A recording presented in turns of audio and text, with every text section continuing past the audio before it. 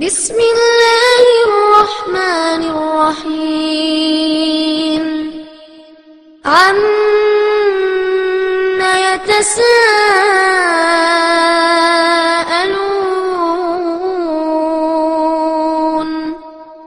عن النبأ العظيم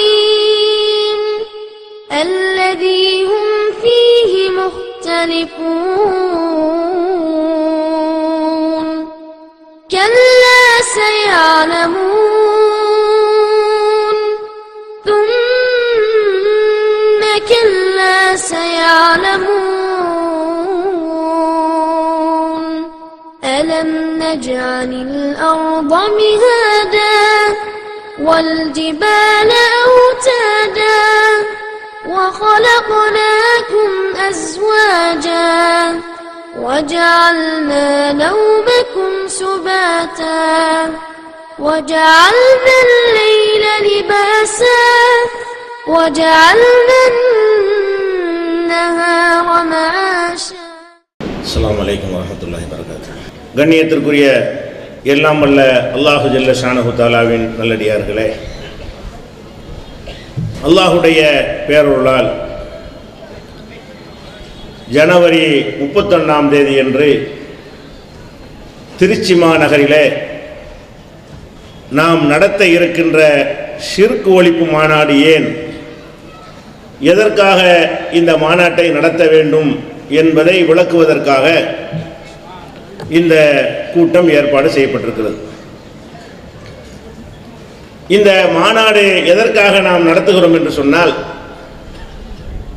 இஸ்லாம் மார்க்கம் முஸ்லிம்களுக்கு மட்டும் உள்ள மார்க்கம் இல்லை.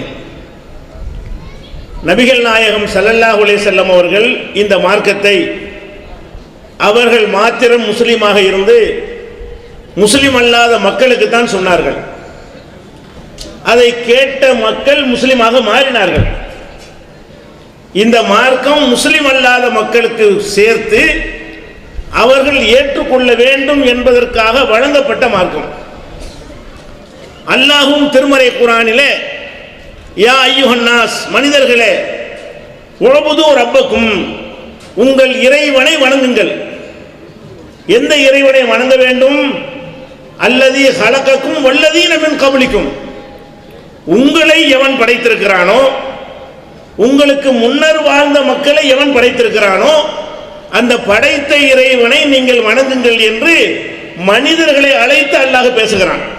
முஸ்லிம்களை மட்டும் அழைத்து பேசவில்லை, மனிதர்களே என்று அழைத்து நீங்கள் உங்களை படைத்த இறைவனை வணங்குங்கள், நீங்கள் படைத்துக் கொண்டதை வணங்காதீர்கள், உங்களை எவன் படைத்தானோ அவனை வணங்குங்கள் என்று சொல்லி இந்த மார்க்கம் எல்லா மக்களுக்கும் வழங்கப்பட்ட மார்க்கம்.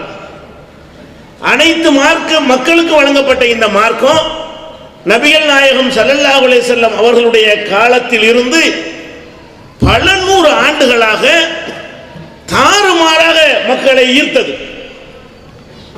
மக்களை கூட்டம் கூட்டமாக இந்த மார்க்கத்திலே கொண்டு வந்து சேர்த்தது. இந்த ஈர்ப்பை கவனித்து பொறாமைப்பட்டவர்கள் இஸ்லாம் மார்க்கத்திற்கு மக்கள் மாறக்கூடாது என்று சொன்னால் முஸ்லிம்கள் மீதும் இஸ்லாத்தின் மீதும் ஒரு கசப்பை விதைக்க வேண்டும், ஒரு வெறுப்பை ஊட்ட வேண்டும். இஸ்லாத்தை யாரும் படித்து விடக்கூடாது, குர்ஆனை யாரும் வாசித்து விடக்கூடாது, முஸ்லிம்களோடு யாரும் பழகிவிடக்கூடாது என்றெல்லாம் திட்டமிட்டு நம்மளை எல்லாம் தீவிரவாதிகள் என்று முன்னுரையில் சொல்லி காட்டினார் இல்லையா? அந்த மாதிரியான ஒரு சித்திரத்தை ஏன் ஏற்படுத்தினார்கள் என்றால், அதன் மூலம்தான் வளர்ச்சியை தடுக்க முடியும். இந்த கொள்கையை ஒருத்தன் படித்தால் முஸ்லீம் ஆகி விடுவான். முஸ்லீம்களோடு நல்ல முஸ்லீம்களோடு பழகினால் அவன் முஸ்லீமாக ஆகிவிடுவான். அப்ப முஸ்லீமாக மக்கள் மாறக்கூடாது என்று சொன்னால் முஸ்லீம்களை வெறுக்குவதற்கு என்ன செய்ய வேண்டும்? இஸ்லாத்தை வெறுப்பதற்கு என்ன செய்ய வேண்டும்?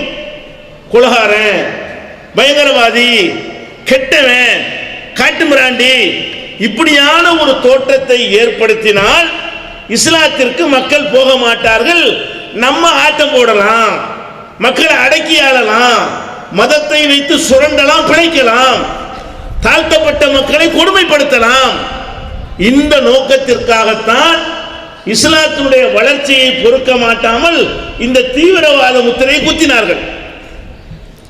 அதற்கு எதிராக பலவிதமான முயற்சிகளை உலக அளவில் முஸ்லிம்கள் செய்தாலும், தமிழக அளவில் தமிழ்நாடு தௌஹீத் ஜமாஅத் முஸ்லிம்கள் தீவிரவாதிகள் அல்ல என்று பிரச்சாரம் செய்தாலும், இந்த வெள்ளம் மழை அதையெல்லாம் புரட்டி போட்டு விட்டது. முஸ்லிம்னா தீவிரவாதி இல்லை, முஸ்லிம்களோட நம்ம நெருங்காத காரணத்தினால் நம்ம அவங்கள தப்பா நினைச்சிட்டோம், முஸ்லிம்களோட பழகாத காரணத்தினால் அவங்கள தீவிரவாதி என்று நம்ம நினைத்தோம், 2-3 கிறுக்கன்கள் செய்கிற காரணத்தினால நம்ம முஸ்லிம் சமுதாயத்தையே தப்பாக நினைத்து விட்டோம் என்று இன்றைக்கு அந்த நெருங்க முடியாமல் தடை போட்டு வைத்திருந்தார்களே அது உடைந்து விட்டது, சுக்குநூறா நொறுங்கி விட்டது. இப்ப முஸ்லிம்களோடு பேசுகிறார். எந்த அளவுக்கு என்றால், நாங்கள் தான் உங்களை எல்லாம் வீடு தர மாட்டோம் என்று முஸ்லிமுக்கு இல்லை என்று சொன்னேனே, என்னை வந்து காப்பாத்துனீங்களே. மழை வெள்ளத்தில் மூழ்கி மரணிக்கிற நிலையில் இருந்த ஒருத்தர் காப்பாற்றப்படுகிறார்.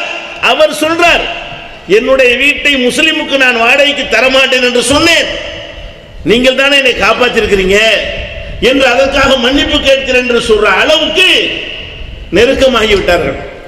இனிமே தமிழகத்தை பொறுத்த வரைக்கும் முஸ்லிம்களோடு நெருங்காமல் தடுக்க முடியாது, இஸ்லாத்தை படிக்காமல் அவர்கள் புறக்கணிக்க முடியாது. குர்ஆனை கொண்டு போய் கொடுத்தால் வேண்டாம் என்று சொன்னார்களே, தேடி வந்து கேட்கிற அளவுக்கு அதன் மீதான ஒரு ஈர்ப்பு வந்து விட்டது. அப்ப இஸ்லாமிய வளர்ச்சிக்கு எது தடையாக இருந்ததோ அந்த தடைகளில் ஒரு தடை இப்போது நீங்க இருக்கிறது. அந்த ஒரு தடை என்ன? நெருங்கவே கூடாது என்ற தடை, பார்க்கவே கூடாது என்ற தடை, தொடர்பு வைக்கவே கூடாது என்று போட்டு வைத்த தடை இருக்கிறது, அது உடைந்து விட்டதை பார்க்கிறோம். இதற்கு பிறகு என்ன? அந்த மக்கள் எல்லாம் கூட்டம் கூட்டமாக இந்த மார்க்கத்திற்கு வருவதற்கான ஒரு தடையை நீக்கிவிட்டோம். ஆனால் இன்னொரு தடை இங்கு இருக்கிறது. ஒரு தடை எதிரிகள் ஏற்படுத்திய தடை, அது அல்லாஹ் உடைத்து விட்டான். இந்த மார்க்கத்திற்கு வருவதை தடுக்கக்கூடிய இன்னொரு தடை இருக்கிறது, அது நாம உண்டாக்கின தடை.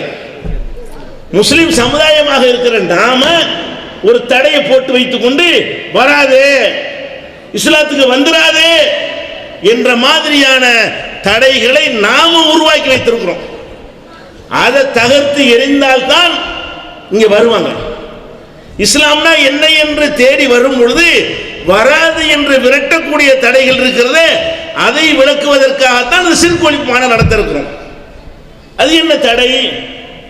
ஒரு கடையில், உங்கள் பகுதியில் ஒரு பெரிய கடை இருக்கிறது, அதுல புழுத்து போன அரிசியில் இருக்கிறார்கள், நல்ல சாமான் கிடைப்பதில்லை, எல்லாமே டூப்ளிகேட் பொருள்கள், பொய்யான பொருள்களை விற்பனை செய்கிறார்கள். வேற வழி இல்லை என்று இந்த பகுதி மக்கள் அதை வாங்கி கொண்டிருக்கிறார்கள்.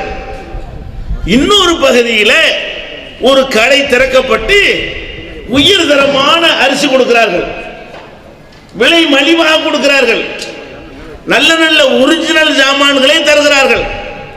அப்படி இருந்தால் அதற்கு ஒரு அந்த செய்தி கிடைத்தவுடனே போய் வாங்கி விடுவார்கள் மக்கள். ஏன்? இங்கே கிடைக்கிற பொருளை விட நமக்கு அந்த கடையில் நல்ல பொருள் கிடைக்கிறது, குறைந்த விலையில் கிடைக்கிறது என்று வாங்குவார்கள். அப்படி இல்லாம நம்ம ஒரு கடை ஆரம்பிச்சு இதே புழுத்து போன அரிசியை நம்மளும் கொடுத்தோண்டு வைங்க, இதே மாதிரியான மட்டரக பொருளை நம்மளும் கொடுத்தோண்டு வைங்க, அதிகமான விலைக்கு இதே மாதிரி நம்மளும் வித்தோண்டு வைங்க, இங்கே இருந்து மெனக்கட்டு தேடிட்டு வந்து வாங்குவானா? இந்த புழுத்த அரிசி இங்கே வாங்கிட்டு போறேன், இந்த வீணா போன அரிசி நான் அங்க வாங்குறது நான் இங்க வாங்கிடுவேனே என்று சொல்வானா இல்லையா? அப்ப இஸ்லாம் நபிகள் நாயகம் ஸல்லல்லாஹு அலைஹி வஸல்லம் கொண்டு வந்த மார்க்கம் எப்படி இருந்தது என்று சொன்னால், புழுத்த அரிசியை கொடுத்து கொண்டிருந்த மக்கள் மத்தியில் நல்ல அரிசியை கொண்டு போய் கொடுத்தார்கள். பார்த்தவன படிச்சுன்னு தெரியும் வித்தியாசம். அந்த அரிசியும் பார்க்கிறார்கள், முகமது நபி கொண்டு வந்த அரிசியும் பார்க்கிறார்கள், அவன் விற்கிற சாமான்களையும் பார்க்கிறார்கள், முகமது நபி ஸல்லல்லாஹு அலைஹி வஸல்லம் கொடுத்த சாமானையும் பார்க்கிறார்கள். என்ன உயர்வாக இருக்கிறது, என்ன தரமாக இருக்கிறது, என்ன ஒரு தேவையான நல்ல சாமான்களாக இருக்கிறது. இப்படி தெரியும் பொழுது அதை விட்டு இங்க வந்துட்டாங்க. ஆனால் நம்ம இப்ப என்ன செஞ்சிட்டு இருக்கிறோம்? இஸ்லாம் மார்க்கத்திற்கும் மற்ற மார்க்கத்திற்கும் வித்தியாசமே இல்லை. இங்கேயும் அந்த புழுத்தரிசி இருக்குது, அவன் வர்றான். இப்ப அந்த தடை தகர்ந்து விட்டது. இஸ்லாத்திற்கு போகாதே நெருங்காதன்னு போட்டு வச்சிருந்தான எதிரி, அந்த தடை தகர்ந்து விட்டது. வந்து பார்த்தா நம்ம என்ன செய்யற, விரட்டுற மாதிரி வச்சிருக்கிறோம். இங்க அதாண்டருக்கு வந்துடாதா, ஓன்ட்டு இருக்கிறதா என்கிட்ட இருக்குது அப்படின்னு சொல்ற மாதிரியான சில வேலைகளை நம்ம சமுதாயத்தில் உள்ள போலி மத குருமார்களும் மடையர்களும் உண்டாக்கி வைத்திருக்கிறார்கள். அந்த வித்தியாசத்தை விளக்கினீர்களேயானால், அந்த தடைகளை தகர்த்து எரிந்தீர்களேயானால், கூட்டம் கூட்டமாக மிகச்சில ஆண்டுகளிலே அனைவரும் இஸ்லாத்தை தள்ளிவிடுவார்கள். உதாரணமாக, அவர்கள் பல கடவுளை பலரும் வணங்குகிறார்கள். கடவுளுக்கு எந்த விதமான ஒரு இலக்கணமும் இல்லாமல், கடவுள் என்றால் தூங்கலாம், கடவுள்னா சாப்பிடலாம், கடவுள்னா கல்யாணம் பண்ணலாம், கடவுள்னா எப்படி வேணாலும் இருக்கலாம் என்றெல்லாம் பல மக்கள் பல நம்பிக்கையில் இருக்கிறார்கள். அது வழி வழியாக அந்த மக்கள் நம்புகிறார்கள். ஆனாலும் வேற ஒன்று கிடைத்தால் அவர்கள் ஏற்றுக்கொள்ள தயாராக இருக்கிறார்கள். வேற வழி இல்லை, இதைத்தான் நம்முடைய அப்பன் பாட்டன்மார்கள் நமக்கு சொன்னார்கள் என்று அதில் இருக்கக்கூடியவர்களுக்கு அதைவிட ஒரு நல்ல கொள்கை கொண்டு போய் கொடுக்கப்பட்டால் உடனே கப்புண்டு பிடிச்சுக்கிற தயாரா இருக்கிறாங்க. அப்ப நம்ம இங்க வாடா, ஒரு கடவுள் கொள்கை இருக்குது, ஒரு இறைவன் நாங்க சொல்லுகிறோம், படைச்சவனை இறைவன் சொல்லுகிறோம், இறைவன் தூங்க மாட்டான் என்று சொல்லுகிறோம், இறைவனுக்கு தேவையில்லை என்று சொல்லுகிறோம், கடவுள் சர்வ சக்தன் என்று சொல்லுகிறோம், இறைவனுக்கு பொண்டாட்டி பிள்ளை இல்லை என்று சொல்லுகிறோம், இறைவனுக்கு பலவீனம் இல்லை என்று சொல்லுகிறோம், வா அப்படின்னு கூப்பிட்டா அவன் உத்து பார்க்கறான். என்ன கூப்பிடுறாங்க? ஒரு கடவுளை வச்சிருக்கிறாங்க. நாகூரில் ஒரு கடவுள், ஏர்வாடியில் ஒரு கடவுள், அஜ்மீரில் ஒரு கடவுள், மவுண்ட் ரோட்ல ஒரு கடவுள், இப்படி ஊருக்கு ஊரு செத்து போன ஆளுகளை புதைச்சு வச்சிருக்க கடவுளுங்கிற நீ என்னடா கூப்பிடுற? அந்த புழுத்தரிசி ஓட்டையும் இருக்குது, கேட்பானா இல்லையா? ஒரு கடவுள் என்று சொல்லி இந்த மார்க்கத்தில் இருக்குது, அதை கூப்பிட்டு வர்றான், அவனுக்கு மார்க்கம் தெரியல, உங்களை பார்க்கறான். நீங்க எப்படி இருக்கிறீங்க? நாகூர் ஆண்டவரே, உனக்கு பழனி ஆண்டவர், எனக்கு நாகூர் ஆண்டவர்.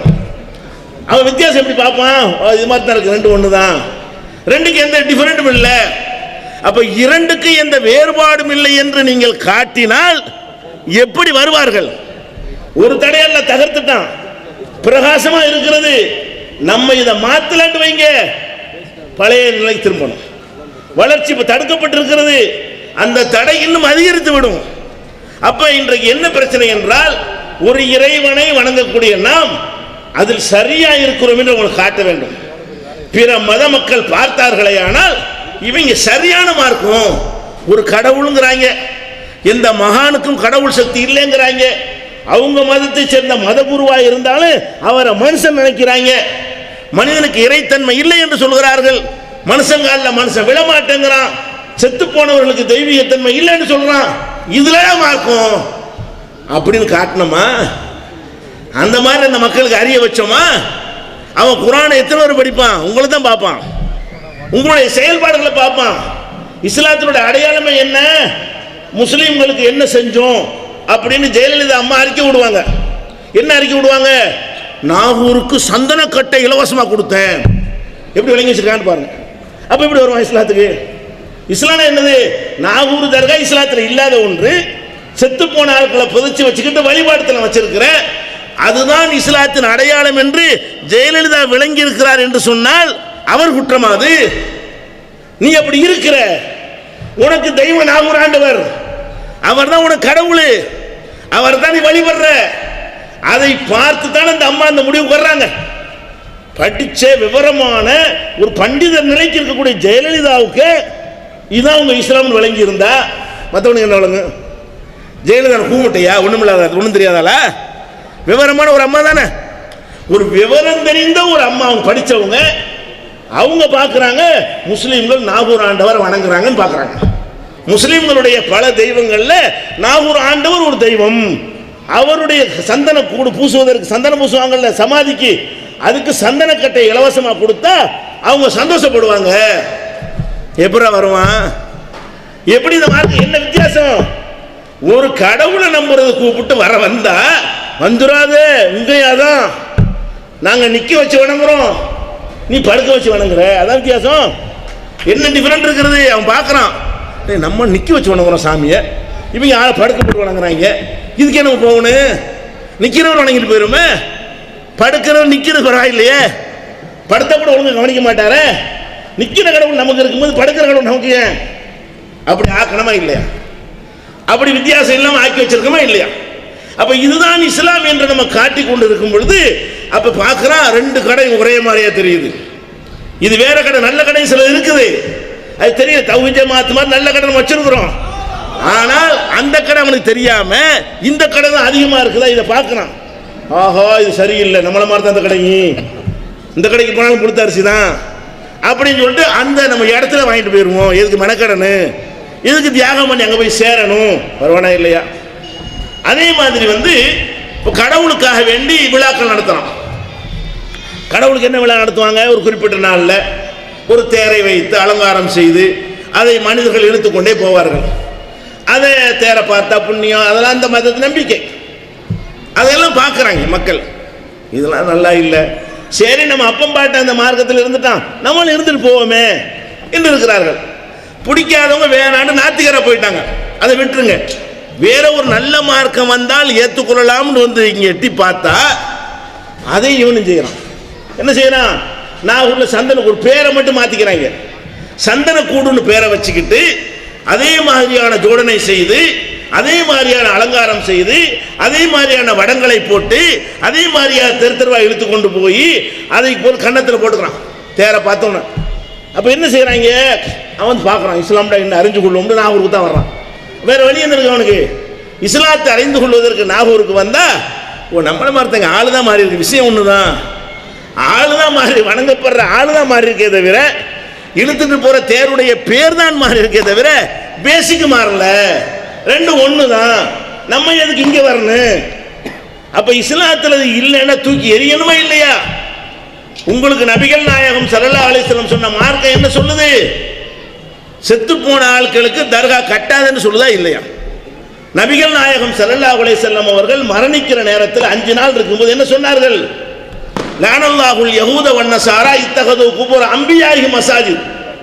நபிமார்களுடைய அடக்கத்தலங்களை எல்லாம் வணக்கத்தலங்களாக ஆக்கி விட்டார்களே, அந்த யகூதிகளையும் நசாராக்களையும் அல்லாஹ் சபிப்பானாக, அவர்கள் அல்லாஹ்வுடைய சாபத்துக்குரியவர்கள் அப்படின்னு சொன்னாங்க.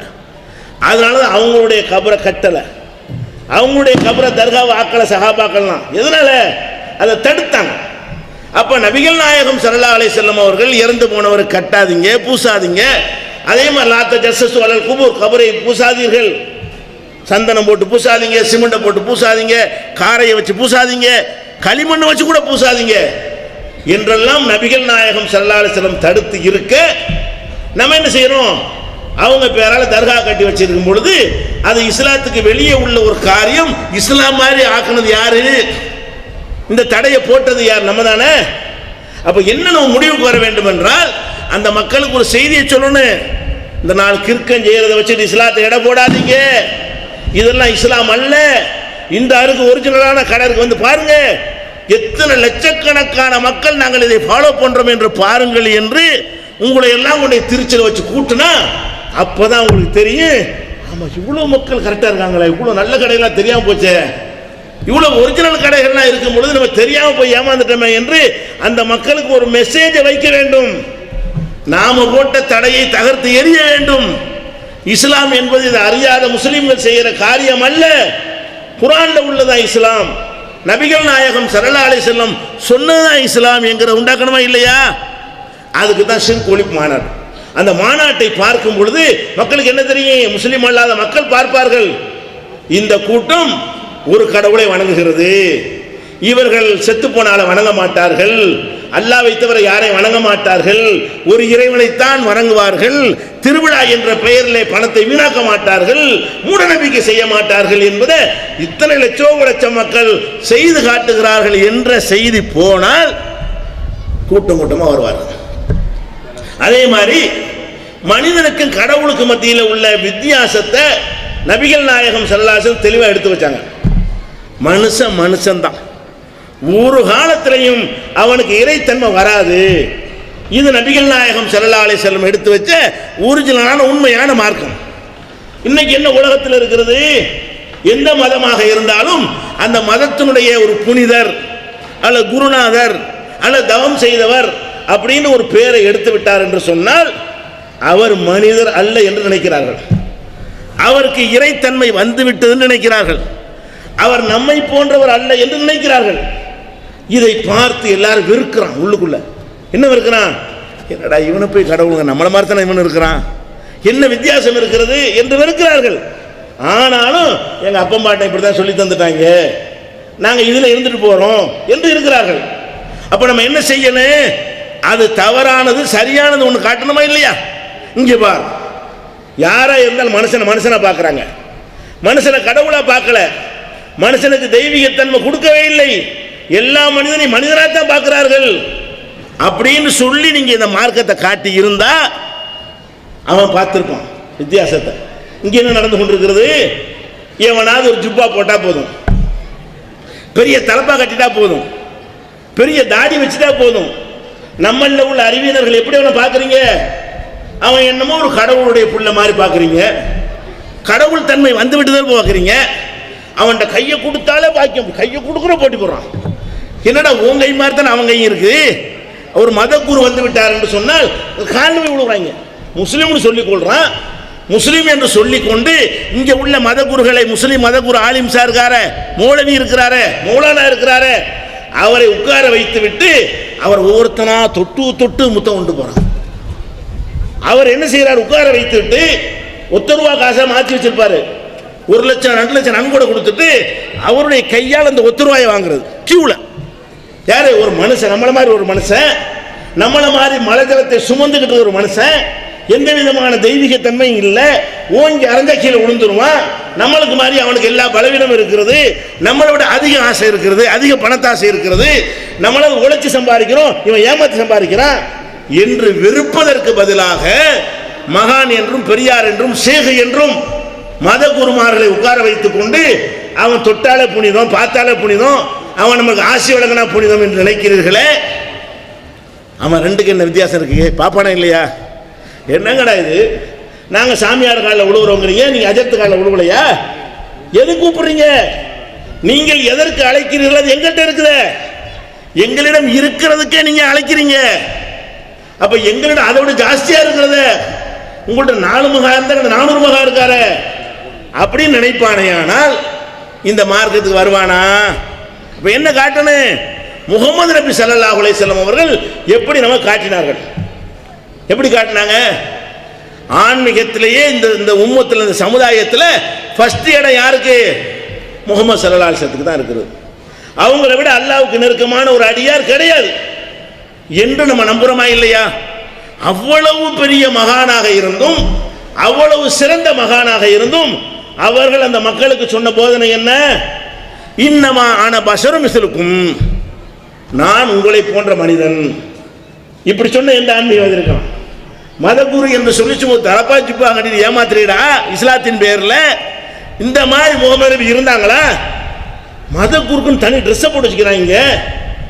நபிகள் நாயகம் ஸல்லல்லாஹு அலைஹி வஸல்லம் அவர்கள் என்ன ஆடை போட்டாங்க? அந்த மக்கள் எல்லாம் எந்த உடை உடுத்தினார்களோ அந்த உடையைத்தான் உடுத்தினார்களே தவிர நம்மளை தனியா காட்டணும், அச்சத்துக்கு தனி ட்ரெஸ் அரக்கை சட்டை போட்டு ஆலிம்சா பார்த்துருக்கியா நீ? ஏன் போட்டா என்ன கேடு? உன்னை விட தனியா காட்டணுமா? அரக்கை சட்டை சாதாரண மக்களுக்கு உள்ளது, முழுக்கை சட்டை போட்டா கூட பார்க்கல, அது ஜுப்பா போடணும். முழங்காலு கீழே தொங்குற அளவுக்கு ஜிப்பா போட்டு ஒரு தலப்பாவும் கட்டினா தான் அவருடைய தனி அந்தஸ்து காட்டுறீல்ல. இப்படி நபி இருந்தாங்களா? முகமது ஸல்லல்லாஹு அலைஹி வஸல்லம் அவர்கள் சபையில் இருப்பாங்க, வெளியூர்ல இருந்து கேள்விப்பட்டு முகமதுன்னு ஒருத்தர் வந்திருக்காராம், நல்ல கொள்கையெல்லாம் சொல்றாராம், நம்மளும் போய் பார்த்து இஸ்லாத்தை தழுவி கொள்வோம் அப்படின்னு வருவாங்க. பள்ளிவாசல்ல முகமது ஸல்லல்லாஹு அலைஹி வஸல்லம் இருப்பாங்க, அவங்க தோழர்களும் இருப்பார்கள். வந்தவங்க கேட்பாங்க, ஐயுக்கும் முகமது, இந்த கூட்டத்தில் யார் முகமதுன்னு கேட்பாங்க. கூட்டத்தில் உட்கார்ந்து இருக்கிறாங்க எல்லா மக்களோடையும். முகமதுக்கு தனி கிரீடம் இருந்தா, உயர்ந்த சேரு இருந்தா, தனி ட்ரெஸ் இருந்தா பார்த்தவனை கண்டுபிடிச்சுவாங்களா இல்லையா? மக்களோட உட்கார்ந்து இருக்கிறத பார்த்தா வர்றவனுக்கு தெரியாது, முன்ன பின்ன பார்க்காத வந்தான்னு வைங்க, முகமது யாருன்னு கேட்பான். ஐயுக்கும் முகமது, ஹதீஸ்ல அடிச்சு சாப்பிட்டு அடிச்சு பாரு, ஐயுக்கும் முகமதுன்னு வார்த்தை அடிச்சு பார்த்தா எத்தனை சந்தர்ப்பங்கள்ல வந்து வெளியூருக்காரங்க முகமதுனா யாருன்னு சொல்லி முகமது இருக்கிற சபையில கேட்கிறாங்க. எதை காட்டுது இது? அவர் மக்களிடமிருந்து தனித்திருக்கவில்லை, எல்லாரையும் போல இருந்தார். அவர் தனி ஆசனத்தில் உட்கார்ந்து கொள்ளவில்லை. நீங்கள் எப்படி இருக்கிறீர்கள் அப்படித்தான் அவரும் இருந்தார். மக்கள் அணிந்த ஆடைகளைத்தான் அவரும் அணிந்தார். அந்த மார்க்கத்தை பார்த்தான வருவானா? நீ தனி ட்ரெஸ்ஸு, தனியான ஒரு அந்தஸ்து, சாப்பிட போனா கூட 2 கோட்டரா தாண்டு கேட்கறான். எப்படி ஆளா இருக்கான்னு கேட்டா வயிறுலையுமான டபுள் உங்களுக்கு. அடே சாப்பிட்றதுக்கு போனீங்கன்னா உங்களுக்கெல்லாம் கல்யாண விருந்தில் 1 கோட்டரா கொடுத்தா, மூணுது விருந்தில் 1 கோட்டரா கொடுத்தான்னு சொன்னா அஜரத்துக்கு 2 வைக்கணும். எனக்கு நான் அசத்து 1 வைக்கிறேன். அப்ப எல்லாத்துலயும் இப்ப டபுள் அந்தஸ்துல டபுள், காசுல டபுள், ட்ரெஸ்ல டபுள். 2 ஆளுக்கு போடுற சட்டை 1 ஆள் போனது. உன் ஜிப்பா 2 வாட்டி 2 சட்டை போடலாம். அப்ப எல்லாமே டபுளா வச்சுட்டு இருந்தீங்கன்னு சொன்னா நரகத்திலையும் டபுள் தான் வரும். அப்படி சொல்றான் அல்லா கேட்டா ஆத்திகம் லேபைன் மினல் அதாப், 2 மடங்கு அதாபை கொடுத்து கேட்பாங்களாம். அப்ப எதுக்கு சொல்றேன்னு கேட்டா முகமது ஸல்லல்லாஹு அலைஹி வஸல்லம் அவர்களை மாதிரி இங்கே உள்ள மத குருமார்கள் நீங்க இருந்தீர்களே ஆனால் எப்போ வந்திருப்பான்? அவன் பார்க்குறான் அங்கே உள்ள எல்லாம் இங்கே இருக்குது. அதே மாதிரி அங்கே செய்ய அம்புட்டுங்கிறான், தீச்சைங்கிறான். அவன் சொன்னான்னா இவன் பையன் முறியுதுங்கிறான். ஒரு பெரியாரை போய் பார்க்கணுமா, அவர்கிட்ட கையை கொடுத்து உறுதிமொழி வாங்கிட்டோம்னு சொன்னா அவர் பவரை ஏற்றுவாரான் நமக்கு. யாரு? அந்த ஷேഖுன்னு வரக்கூடியவர். அவரை பார்த்தாலே பவர் ஏற்றக்கூடிய ஷேഖெலாம் இருக்கிறாங்களாம். தொட்டாலே பவர் ஏற்றுவாங்களாம். அவங்க கையிலேருந்து ஒரு பொருளை நீங்கள் வாங்கிட்டீங்கன்னாலே அதில் பவர் ஏறுமா. இப்படி எல்லாம் சொல்லி ஒரு மனுஷனை என்னடா பவர் ஏறுனுச்சு? அவன் உன்னை மாதிரி சாப்பிட்றானா இல்லையா, உன்னை மாதிரி குடிக்கிறானா இல்லையா, அவன்கிட்ட நீங்கள் பார்த்த கூடுதல் சக்தி என்ன? ஒருத்தர் ஷேഖுன்னு நினைக்கிறீங்களே, ஒருத்தரை மகான் நினைக்கிறீங்க, எதை கூடுதலாக பார்த்தீங்க? அந்த ட்ரெஸ்ஸுடைய சைஸை தவிர, தாடியுடைய சைஸை தவிர, தலையில் சுற்றி இருக்கிற தலப்பாவை தவிர என்னடா அந்த கூடுதலாக பார்த்தீங்க? உன்னைய மாதிரி தான் அவனும் பார்க்குறான். முதுக்கு பின்னாடி நின்று பார்த்தா அவன் தெரியுமா என்ன மகானு? என்னத்தை நீ பார்த்துட்ட? அப்போ சாப்பிடாம 3 நாளைக்கு இருப்பானா? டபுள் நிறைய கேட்குறான், ருசியாக கேட்குறாங்க. நம்மளா சும்மா தரையில் போட்டு தூங்கிடுவோம். இந்த மகான்கிறவன் குஷன் தான் தூங்குறான். குஷன் வேணும். நாக்கு குருசி அஜர்த்துக்கு விருந்து எப்படி கூட்டுறோம்? அஜர்த்தை விருந்து கூட்டு போனால் எப்படி கொடுக்குறீங்க? நம்ம வீட்டில் சாப்பிட்ற மாதிரியா கொடுப்போம்? இல்லை, அதுக்குன்னு தனியாக ஸ்பெஷலாக வகை வகையாக செஞ்சீங்க. தடி நாக்கு, எங்கள் நாக்கை விட உன் நாக்கு தடியாக இருக்கிறது. அப்போ இந்த மாதிரி இருந்தால் அவன் எப்படி கம்பேர் பண்ணி பார்ப்பான்? எல்லாம் ஒன்று தானே, சும்மா சொல்கிறாங்க, பொய் சொல்கிறாங்க முஸ்லீம்கள் வந்து. இவங்கள்ட்ட அதே தான் இருக்குது. நாம் எதில் நம்மளை எப்படி மகான்கள்னு சொல்லி ஏமாத்துறாங்களோ இவங்களையும் தான் ஏமாத்திட்டு இருக்கிறாங்க. ஏமாத்துற ஆள் தான் மாறுமே தவிர சித்தாந்தம் மாறாது. அவன் நினைக்கிறான் ராமசாமி மாத்துறதுக்கு பதிலாக அப்துல் காதர் ஏமாத்த போறாரு. இப்போ எதுக்கு நம்ம ஏமாறனு? இது வரைக்கும் ராமசாமியிட ஏமாந்துக்கிட்டு இருந்தோம். இஸ்லாத்தில் சேர்ந்தா அப்துல் காதர் ஏமாத்துவார், முஸ்தபா ஏமாத்துவார். ஏமாத்துற ஆள்கள் மாறுமே தவிர மனுஷனுக்கு தெய்வீகத்தன்மை இல்லைன்னு வந்துருமா? நபிகள் நாயகம் ஸல்லல்லாஹு அலைஹி வஸல்லம் அவங்கள்ட்ட சில சஹாபாக்கள், முஆத் இப்னு ஜபல் போன்ற சஹாபாக்கள் வர்றாங்க. அவங்க பல ஊர்களுக்கும் போய் பல காட்சிகளை பார்த்து விட்டு நபிகள் நாயகத்திற்கு சொல்றாங்க, அல்லாஹ்வுடைய தூதரே, நாங்கள் பல ஊர்களுக்கு போறோம், அந்த ஊர்ல எல்லாம் தலைவர்கள் காலில் மக்கள் விழுறாங்க. நாங்க போன ஊர்கள்ல எல்லாம் தலைவர்களை நிக்க வச்சு அவங்க காலில் போய் விழுகிறார்கள். இப்ப ஜெயலலிதாவுக்கு முன்னாடி எப்படி இந்த அமைச்சர்கள்லாம் விழுந்து கிடக்கிறார்களோ இந்த மாதிரியான காட்சி அந்த காலத்தில் இருந்துச்சு. அதையெல்லாம் அவர் பார்த்துட்டு மன்னர்களுக்கு முன்னாடி எல்லாரும் காலில் விழுந்து கிடக்கிறாங்க. நீங்கள் மன்னருக்கு மன்னரா இருக்கிறீங்க, மதகுருக்கு மதகுருவா இருக்கிறீங்க, எங்க உயிருக்கு மேலாக உங்களை நாங்கள் நேசிக்கிறோம், உங்க காலில் நாங்கள் விழணும். யார் கேட்கிறா? நபிகள் நாயகம் ஸல்லல்லாஹு அலைஹி வஸல்லம் அவர்களால் உருவாக்கப்பட்ட தோழர்கள் வெளியூர்களுக்கு போய் அங்க உள்ள காட்சிகளை பார்த்து விட்டு வந்து அந்த மாதிரி இங்க எங்களுக்கு வேணும், நாங்க விழ போறோம். நபிகள் என்ன சொன்னாங்க? லவ் குன்து ஆமுர அஹதன் அன் யஸ்ஜுத லி அஹதின் ல அமர்துல் மர்அத அன் தஸ்ஜுத லி ஜௌஜிஹா. ஒரு மனுஷனை ஒரு மனுஷன் காலில் விழுவதற்கு நான் அனுமதிக்க மாட்டேன். நானும் மனுஷன், நீனும் மனுஷன், மனுஷங்காலில் மனுஷன் விழாதே. அப்படி அனுமதிப்பதாக இருந்தால் ஆண்கள் காலிலே பெண்கள் மனைவிமார்கள் விழுதாங்களே, அதை உலகமெல்லாம் ஏத்துக்கிட்டு இருக்குதே, அதை தடுத்தவன் நான். அதையே தடுத்திருக்கும் பொழுது எப்படி நீ விழலாம்? பொதுவாக கணவன் உயர்ந்தவன், கணவனே கண் கண்ட தெய்வம், கல்லானாலும் கணவன் புல்லானாலும் புருஷன் என்றெல்லாம் ஏமாத்தி பெண்களுக்கு புருஷனை தெய்வம் மாதிரி ஆக்கி வச்சிருக்கிறாங்க. அதனால் காலில் விழுறாங்க. அது உலகத்தில் யாரும் தப்பா நினைக்கல. நபிகள் நாயகம் தப்புண்டாங்க. வள்ளுவர் கூட தப்பா நினைக்கல. வள்ளுவர் உலக பொதுமறைங்கிறான அந்த ஆள் கூட என்ன பண்றாரு, தெய்வம் தோளால் கொழுனன் தொழுதல்வாள் பெய்யன பெய்யும் மழை. தெய்வத்தை வணங்காம புருஷனை ஒரு பொம்பளை வணங்கினால் பெய்யின மழை பெஞ்சிடும். தெய்வத்தை வணங்க தேவையில்லையா, புருஷங்காலில் உளுந்து கும்பிட்டுட்டீங்கன்னு சொன்னா பெய்யும் மழை பெஞ்சிருமா. யாரு? பத்தினி. தான் பத்தினி. புருஷனை கடவுளாக நினைத்தால்தான் பத்தினி என்று உலகமெல்லாம் சொல்லி கொண்டிருக்கும் பொழுது நபிகள் நாயகம் அதை தடுத்தாங்க. சொல்லி காட்டுறாங்க, ஏண்டா மனுஷங்காலில் மனுஷன் உள்ள தடுத்திருப்பானா? மனிதன் காலில் மனிதன் விழலாம் என்று இருந்தால் புருஷங்காலில் பொண்டாட்டி விழுந்தாங்களே, அதை என்ன தடுத்தேன்? அதையாவது உயர்வு இருக்குல்ல. ஒரு ஆண் பெண்ணுங்கிற வகையில் பெண்ணை விட ஆண் உயர்வுங்கிற உடல் ரீதியாக சம்பாதிக்கிறதுனால ஆற்றல்னால கொஞ்சம் கூடுதல் உள்ளவனா இருக்கிறான். அப்படி இருந்தும் கூட, டிஃபரெண்ட் இருந்தும் கூட, வித்தியாசம் இருந்தும் கூட, உலகத்தில் உள்ள எல்லாரும் அப்படி செய்திருக்கும் போது கூட அதை தடுத்திருக்கிறேன்னா ஏங்கால விழுவையா? அப்ப இப்படி இந்த மத குருமார்கள் இருந்திருப்பார்களே ஆனால் இஸ்லாம் எப்படி வளர்ந்துருக்கும்? அங்கேயும் பார்ப்பான், இங்கேயும் பார்ப்பான். அச்சத்து நம்மோட உண்ணா உட்காந்துருக்காரு, கீழே உட்காந்துருக்காரு, நம்ம திங்கிறவர் திங்கிறாரு, யார் அசத்துன்னு கண்டுபிடிக்க முடியல. ஒரு சபையில் போனால் யார் அஜர்த்துன்னு தெரியல. இவங்க எப்படி இருக்காங்க? முக்காடெல்லாம் ஒரு சில பேர் வர்றாங்க தனியா காட்டுற மாதிரி. அப்ப இதெல்லாம் இந்த கோலம் எங்க கத்துக்கிட்டீங்க? இந்த கோலத்தை உங்களுக்கு சொல்லி தந்தது யாரு? இந்த மாதிரி நபிகள் நாயகம் ஸல்லல்லாஹு அலைஹி வஸல்லம் அவர்கள் ஸ்பெஷல் அடையாளத்தோடு இருந்தாங்களா? அப்ப எல்லா மக்களோடும் மக்களாக கலந்து வாழ்ந்த ஒரு ஆன்மீக தலைவரை வைத்திருக்கிற நீங்க அவரை அறிமுகப்படுத்தாம, அவரை மாதிரி வாழாம, அவனை மாதிரி வாழ்றாங்க. இவன் எங்க இருந்து காப்பி அடிச்சாங்க? இதெல்லாம் இது எங்க இருந்து எடுத்தான்? இந்த தீட்சை முறி இதெல்லாம் எங்க எடுத்தான்? அங்கேருந்து காப்பி அடிச்சதானே. தனி ட்ரெஸ் எங்க எடுத்தான்? அங்கேருந்து காப்பி அடிச்சதானே. அப்ப இங்க உள்ள மத குருமார்கள் எல்லாம் அங்கிருந்து காப்பி அடித்து ட்ரெஸ் அவன் காவின வெள்ள அப்படி மாத்திக்கிறது. அந்த மாதிரி சின்ன டிஃபரெண்ட் பண்ணி கொண்டு பேரை மாற்றிக் கொள்வார்களே தவிர என்ன வித்தியாசம் இருக்கிறது?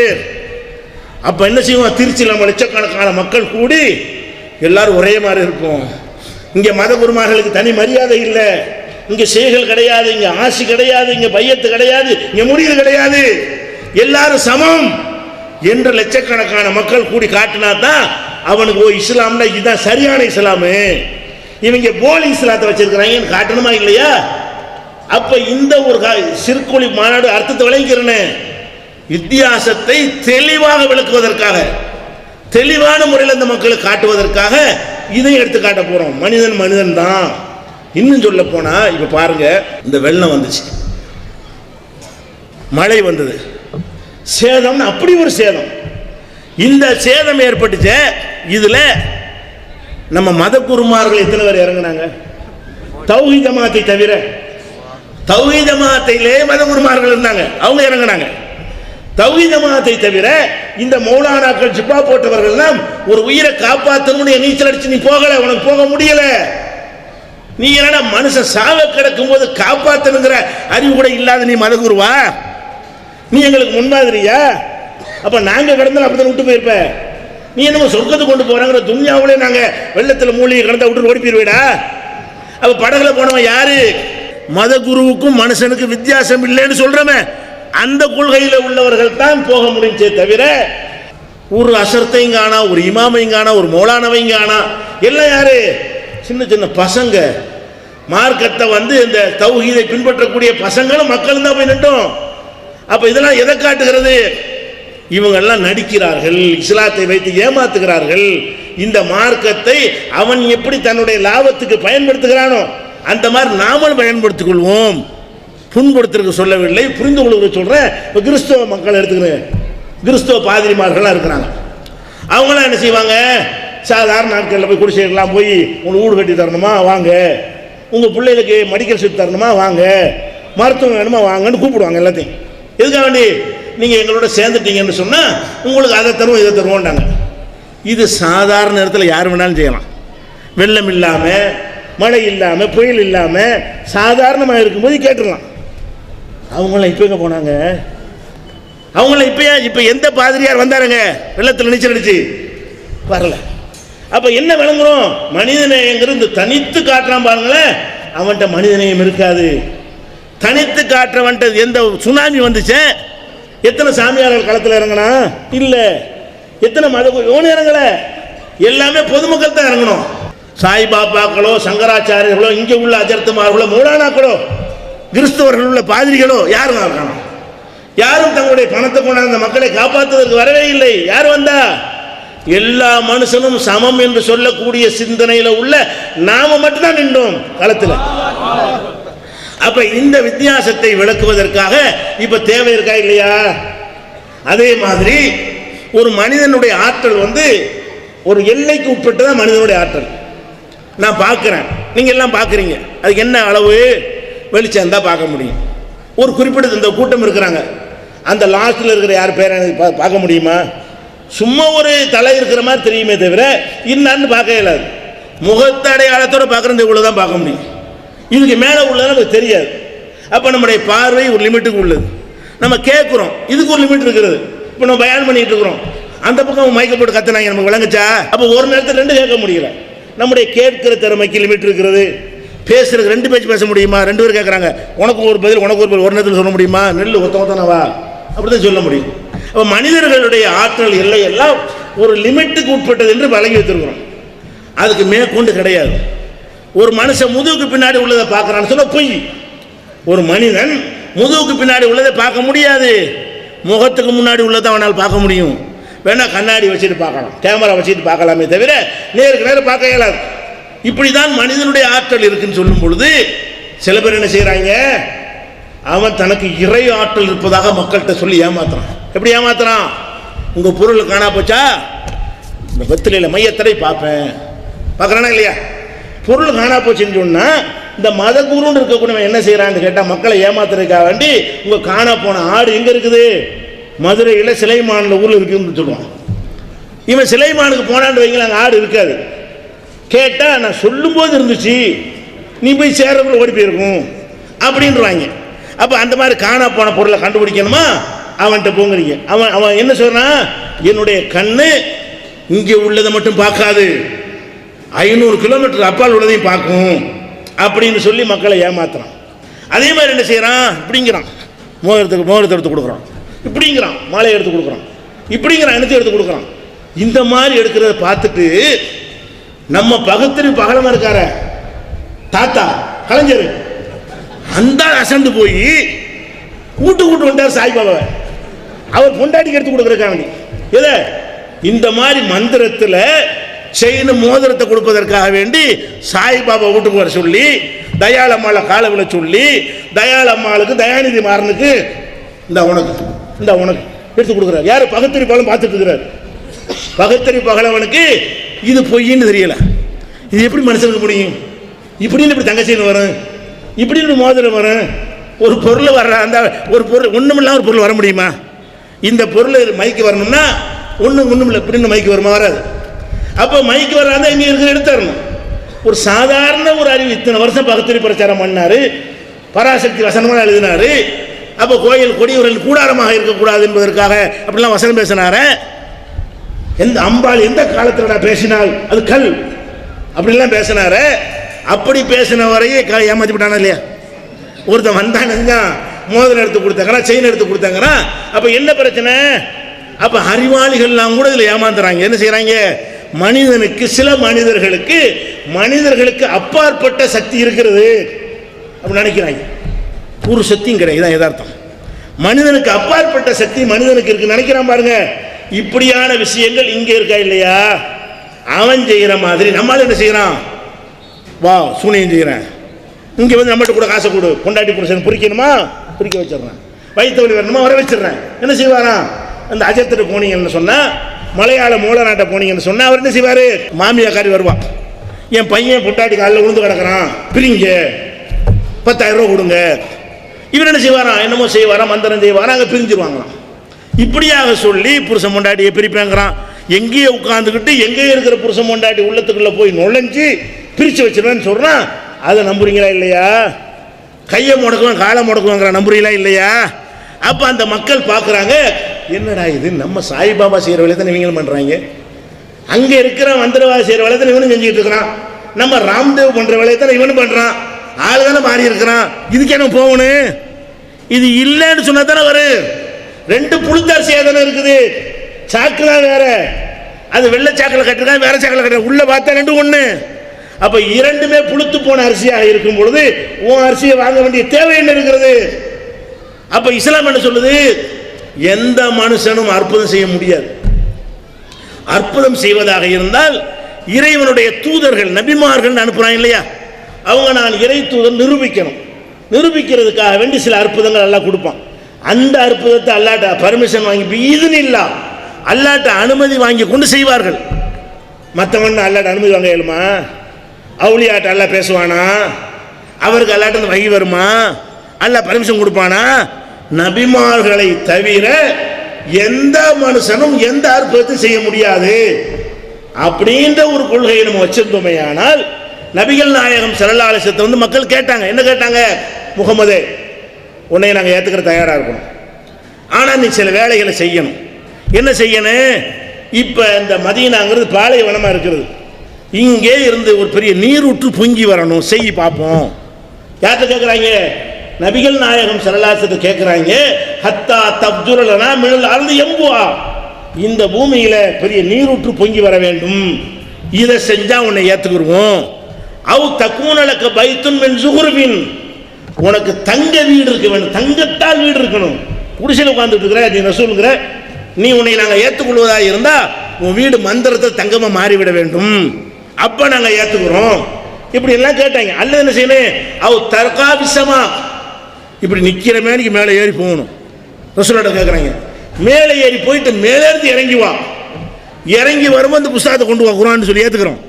நீ மேலே ஏற, நாங்கள் பார்க்கும் பொழுது மேலே ஏற வேண்டும், வெறுங்கையில் ஏறிட்டு வரும்போது புஸ்தகத்தோடு வரணும், அப்போ அல்லாஹ்வுடைய வேதம்னு சொல்லி ஏற்றுக்கிறோம். அவ தற்காபிசமா வானத்தில் ஏறி மேலே போ, ஒலன் நூமினல் ருக்கையிக்க, நீ மேலே போனதை நாங்கள் நம்ப மாட்டோம்.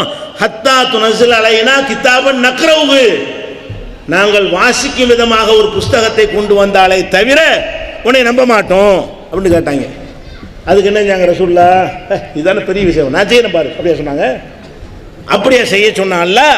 அல்லாஹ்னு சொன்னான், குல் நபியே நீங்கள் சொல்லுங்கள், சுப்ஹான ரப்பி, என் இறைவன் தான் எல்லா பலவீனங்களுக்கும் அப்பாற்பட்டு தூய்மையானவன். ஹல் குன்து இல்லா பஷர ரசூலா, நான் மனிதனாக இருக்கிறேன்டா, நான் அல்லாஹ் இல்லடா, நான் உன்ட்ட அல்லாஹ்னு சொன்னேன். அல்லாஹ்னு சொன்ன இதெல்லாம் செய்ய சொல்லு. அல்லாஹ் இல்லை, நான் மனிதன், நான் தூதன். நான் மனிதனாகவும் தூதனாகவும் இருக்கிறேனே தவிர என் இறைவன் செய்கிற வேலை என்கிட்ட கேட்காத. நான் இறைவன் உன்ட்ட வாதம் பண்ண இதெல்லாம் செய்ய சொல்லு. நான் கடவுள் கிடையாது, இறைவன்கிட்ட மெசேஜை வாங்கி உனக்கு தரக்கூடிய தூதன். என்கிட்ட இதெல்லாம் கேட்குற, இப்படி சொல்லு என்று அல்லாஹ் குர்ஆன்ல சொல்றான். குல் நபி நீங்கள் சொல்லுங்கள், இவங்களுக்கு பதில சொல்லுங்கள். என்ன சொல்லுங்க? சுப்ஹான ரப்பி, என் இறைவன் தான் எந்த பலவீனம் இல்லாதவன். சுப்ஹான்னா ஒரு பலவீனம் இல்லாதவன், எந்த பலவீனம் இல்லாதவன் என் இறைவன் தான், அவன் தான் நினைச்சவன் செய்வான். ஹல் குன்து இல்லா பஷர ரசூலா, நான் மனிதனாக இருக்கிறேன், தூதராக இருக்கிறேன், வேற ஒன்றும் இல்லை. அப்ப நீ எப்படி செய்வ? எங்களுடைய ரசூலுக்கு அந்த பவர் இல்லை, அல்லாஹ்வுடைய தூதருக்கு அந்த பவர் இல்லை, நீ வந்து இது இல்லாத உண்டாக்கிடுவியா? எப்படி இதெல்லாம் செய்கிறாங்க? இந்த சாய்பாபா செஞ்சதெல்லாம் உங்களுக்கு ஒரு பேராசிரியர் நினைஞ்சாரு, பிடிச்சாரு, வாட்ச் எடுத்து கொடுத்துருந்தாரு. கொஞ்சம் காலமாக சாய்பாபா இருக்கும் என்ன பண்ணிட்டாருன்னு கேட்டால், டைட்டான் கம்பெனி இருக்குல்ல, டைட்டான் கம்பெனியுடைய வாட்ச் தான் கொடுப்பாரு. ஆசி வழங்கினா இப்படி பாரு டைட்டான் வாட்ச் வந்துடும், இதை கொடுப்பார். பிந்தி தான் தங்க செயலை மாற்றிக்கிட்டது. அப்போ டைட்டான் தான் கொடுப்பார். கொடுத்துட என்ன ஆச்சுன்னு சொன்னால், இது எப்படி கொடுக்குறான்னு சொன்னால், இவங்க உள்ள நுழைஞ்சு பார்த்தா சாய்பாபாவுடைய அந்த மடத்துக்காக வேண்டி டைட்டன் கம்பெனியில் வந்து 10,000 வாட்ச் வாங்கியிருக்கிறாங்க மொத்தமாக. அந்த பில்லை எடுத்துட்டு வந்துட்டாங்க. அந்த பில்லை எடுத்துக்கொண்டு மக்கள் எல்லாம் கூட்டி, இங்கே பாருங்க, வாட்சி உண்டாக்குறதா இருந்தால் அது டைட்டான் வாட்சி கொடுக்கணும், மேட் இன் தேவலோகம் கொடுக்க வேண்டியதானே. அப்போ டைட்டான் வாட்சி கொடுக்குறான். டைட்டான்ங்கிறது இங்கே பெங்களூரில் ஒரு கம்பெனி, அந்த கம்பெனியுடைய வாட்சியை தான் கொடுக்குறான்னு சொன்னால் அங்கேருந்து களவாண்டு வந்திருக்கணும், இல்லாட்டி வாங்கிட்டு வந்திருக்கணும். எப்படி உனக்கு வர அந்த வாட்சி என்ன கொடுக்குறீங்க? இல்லாத வித்தியாசமான வாட்சி கொடுக்க வேண்டியதானே. HMT watch. கடைசியில் பில்லை கொண்டாந்து வெளியே மக்கள்லாம் கூட்டி வெளியிடுறாரு. இப்போ என்ன செய்கிறான்னு கேட்டால், அந்த பெரிய முடிகளுக்குள்ள வாட்சியை மறைச்சி வைக்கிறது, சட்டைக்குள்ளே வாட்சி மறைச்சி வைக்கிறது, அந்த செயினை வந்து உள்ளேருந்து இப்படி எடுக்கிறது, இதெல்லாம் வீடியோவில் க்ளோஸ்அப்பில் எடுத்து காட்டினாங்க. இவன் எப்படி செயின் எடுக்கிறான் பாருங்க. உதறது ஒரு செயின் வச்சுருப்பான், விரலை விட்ட பக்கம் அப்படி எடுத்து வர்றதை வந்து ஸ்லோவாக காட்டும்போது அந்த வீடியோவில் எப்படி எடுக்கிறான்லாம் காட்டினாங்க. அப்போ இந்த மாதிரி ஒரு ஃப்ராடு பண்ணி தான் அற்புதம் செய்ய முடியுமே தவிர எந்த மனுஷனுக்கும் எந்த அற்புதம் செய்ய முடியாது. இந்த மைக்கை வந்து ஒரு மரக்கட்டையை மாற்ற முடியாது. அப்படி மாற்றினால் மரக்கட்டையில் ஒரு மைக்கை நான் வச்சிருப்பேன், ஒரு செகண்டில் மாற்றி விட்ருவேன். உங்களுடைய கண்ணு கவனிக்காத விதத்தில் என்ன செய்ய துண்டை போடுற மாதிரி போட்டு பேச்சை கொடுத்து நீங்கள் கவனிக்காமல் இருக்கு இதை பிடிங்கிட்டு அதை வச்சு விட்ருவேன். அப்படி தான் செய்ய முடியுமே தவிர இதை தங்கமாக்க முடியாது, இப்போ வேறு பொருளாக்க முடியாது, காணாக்க முடியாது, இல்லாதவனை உண்டாக்க முடியாது. இந்த கைக்குட்டை காணாக்க முடியுமா? முடியாது. இது எங்கேயாவது இருந்துட்டு தான் இருக்கும். இடத்தை மாற்றி வைக்க முடியும். இருக்கிற கை பாருங்கள் ஒன்றும் இல்லை அப்படின்னு ஆக்க முடியாது. அப்படி ஒருத்தன் காட்டுவானையானால் நம்ம காணாத வகையில் அதை மறைத்திருக்கிறான், வேறு இடத்துக்கு கொண்டு போய் விட்டான். இதுதான் யதார்த்தம். எந்த மத குருவாக இருந்தாலும் சரி எந்த அற்புதத்தையும் செய்ய முடியாது. அப்ப இவ்வளவு தெளிவான ஒரு மார்க்கத்தில் நபிகள் நாயகத்துக்கு அல்லாஹ் இப்படி சொல்லி இருக்கும்போது நீங்க ஏன்டா பில்லி வைக்க போறேன், சூனியம் வைக்க போறேன், அதை செய்ய போறேன், இதை செய்ய போறேன், மந்திரத்தில் மாங்காய் உண்டாக்க போறேன், திருட்டு பொருளை கண்டுபிடிச்சு தர போறேன் என்றெல்லாம் சொல்லி ஏமாத்துறீங்களே, இது எப்படி? அப்ப அவன் பார்க்கறான், முஸ்லீம் அல்லாத மக்கள் பார்க்கறாங்க, இங்கே உள்ள திருட்டு பேரும் இங்கே இருக்கிறாங்க, நம்மள்கிட்ட உள்ள திருட்டு பேரும் என்ன செய்யறாங்க, முஸ்லீம்ல இருக்கிறாங்க, நம்ம போய் அவன்கிட்ட போய் ஏமாற போறோம், அதுக்கு பேசாம இவன்கிட்ட ஏமாந்துட்டு போயிடுவோம். இதான விஷயம். அப்ப அது இல்லைன்னு நீங்க காட்டினால் வருவார்களா இல்லையா? அப்ப நம்ம காட்டுவோம், மாநாட்டில் எடுத்து காட்டுவோம். மேஜிக் என்ன, பெரிய பெரிய மேஜிக்கல் எடுத்து காட்டுவோம், காட்டி இப்படித்தான் இதை செய்யறான்னு சொல்லுவோம். அப்ப மக்களுக்கு தெரியும், ஆஹா இது பொய், மனிதனால் அற்புதம் செய்ய முடியாது, எந்த மனுஷனும் எந்த அற்புதத்தையும் செய்ய முடியாது, எல்லாமே பொய். இதை விளக்குற அளவுக்கு வித்தியாசம் இருந்தால் வருவானா வரமாட்டானா? நீங்கள் ஒட்டுமொத்த முஸ்லீம் இப்படி மாறி இருந்தோமையானால் இங்கே வந்து மந்திரவாதிக்கு வேலை இல்லை, சூனியம் செய்கிறவங்க வேலை இல்லை, ஆசி வழங்குற வேலை இல்லை, அற்புதம் செய்கிறவங்க வேலை இல்லை, எல்லாம் மனுஷன்தான் அப்படின்னு நம்ம காட்டினோமையானால் ரெண்டுக்கு வித்தியாசம் தெரியும். இதையும் பார்ப்போம் அதையும் பார்ப்போம், இதையும் பார்ப்போம் அதையும் பார்ப்போம். அப்போ ரெண்டையும் பார்க்கும்போது அவ்வளோ டிஃப்ரெண்ட் வித்தியாசம் தெரியும். இது தனி மார்க்கம், நல்ல மார்க்கமாக இருக்குது, இதில் ஃப்ராடு இல்லை, உள்ளே சொல்கிறாங்க, இதை மூடிமறை சொல்லலை, யாரை ஏமாத்தலை அப்படின்னு நினைத்தார்களே. ஆனால் இஸ்லாத்துக்கு வருவானா இல்லையா? இது நாம போட்டிருக்கிற தடை. இந்த தடையை தகர்க்க வேண்டும் என்று சொன்னால் இது வரும்.